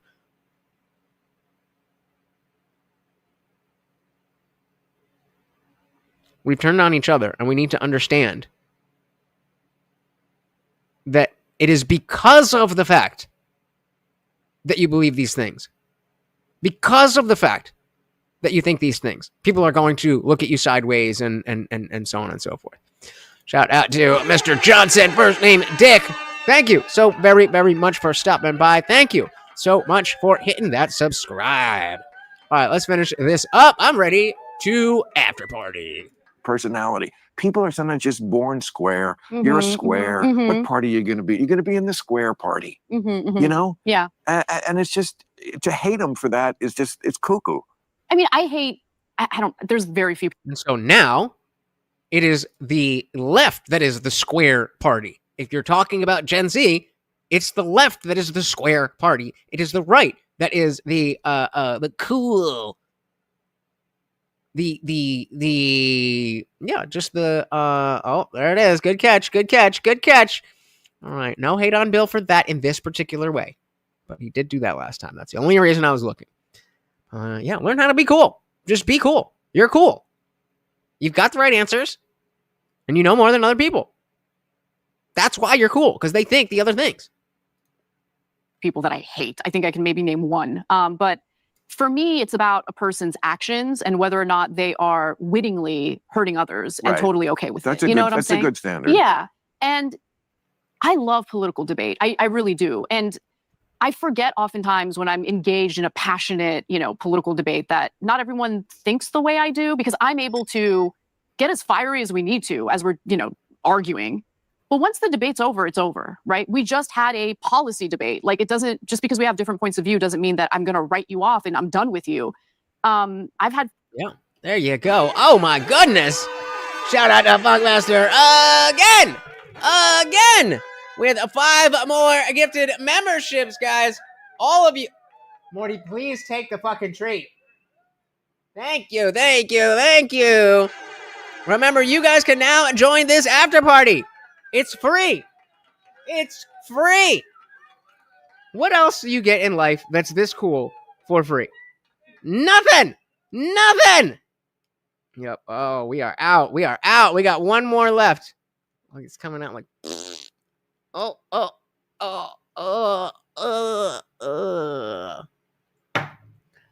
There you go, Morty. More. Oh my goodness. Thank you so very, very much. And again. Where's my applause? There we go. Box with another 10 gifted memberships. That's 15 of you. Who can come over and hang out for free. Come on through. We've already got through the most of the show already, so we can't retread, but yeah, we gonna keep it raging as much as I can. And I have something special to show you guys when we're done. From points of view doesn't mean that I'm going to write you off and I'm done with you. I've had fiery debates on the show I host and executive produce, The Young Turks, with my with the CEO of the company and founder, Cenk Uygur. We don't agree on everything, but we have this ability to sometimes get into shouting matches. And then once we're done with the shouting match, we're done. It's past us, And that's good practice for marriage. Actually, yeah, it is. Isn't It is totally. Because at the end of the day, you're talking to a human being. You're fighting and arguing with a human being. And to distill them as one political viewpoint and nothing more, I think is unfair to them. And people change, by the way. I've changed, right? And going through that evolution has made me far more empathetic to people overall. Change is good. Change is excellent. Yeah. There's nothing stupider in right. And this is where we came in. So we got the whole goddamn thing. Oh wait, you are owed a refill. All right, you're owed a refill from Box. I think we're just gonna empty this out. Let's just empty it out. Let's go all up in there. Okay, I guess there's more than I thought. We're not gonna empty it out. There's more. There's more. More and more and more and more and more and.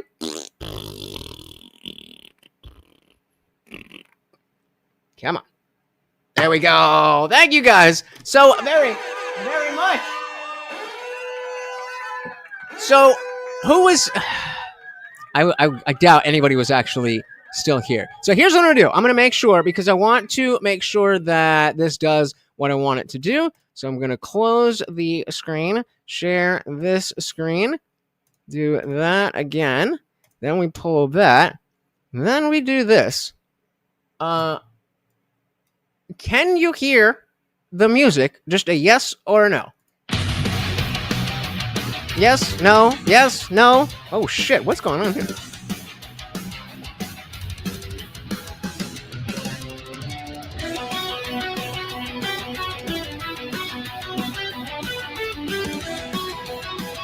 All right. lyrics. Ready? Lyrics. Hey, we got Trey in the building. We got Trey in the building. Quantech knows what's good. Here we go. Here is the Indian Jesus, here to resurrect the second coming of common sense. Marty the overlord, in the chair the party is intense. Let's go! The gears of the machine are grinding. The truth is hard to find.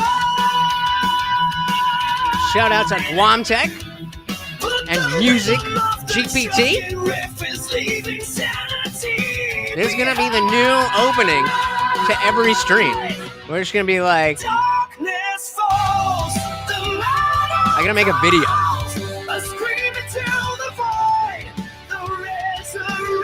That's the next part, is to make a video.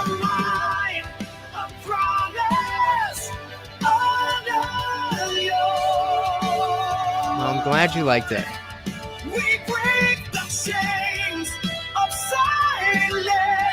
Do you remember the name of the channel? You guys are no fucking fun.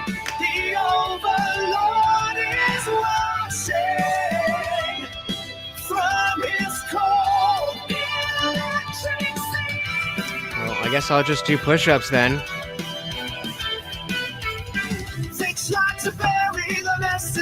Started over. Let's put it on repeat.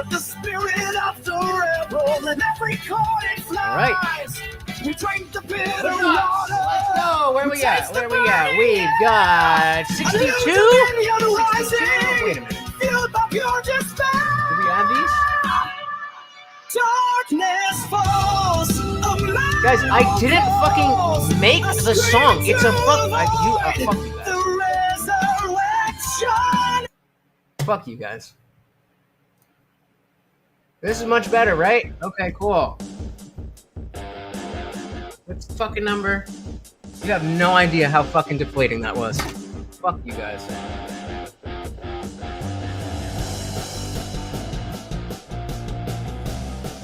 I am that. That's just fucking bullshit.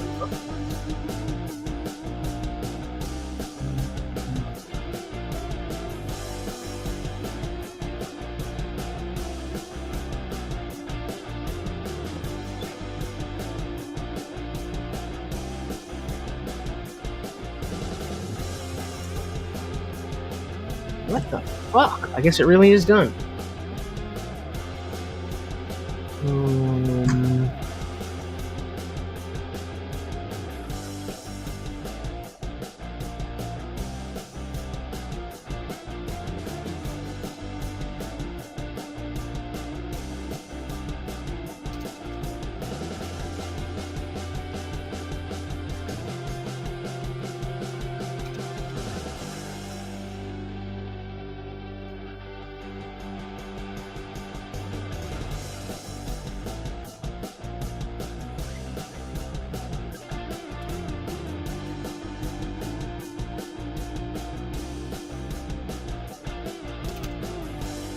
$97. All right, that's a 48 and a half. We are cutting that in half and round it down.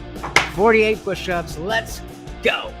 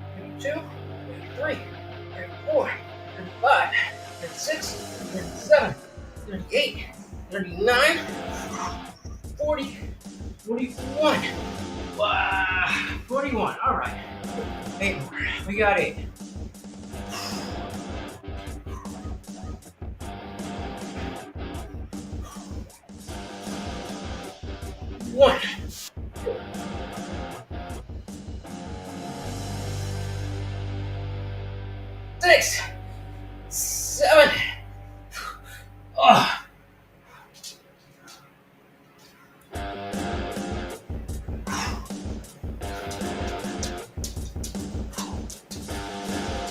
$48.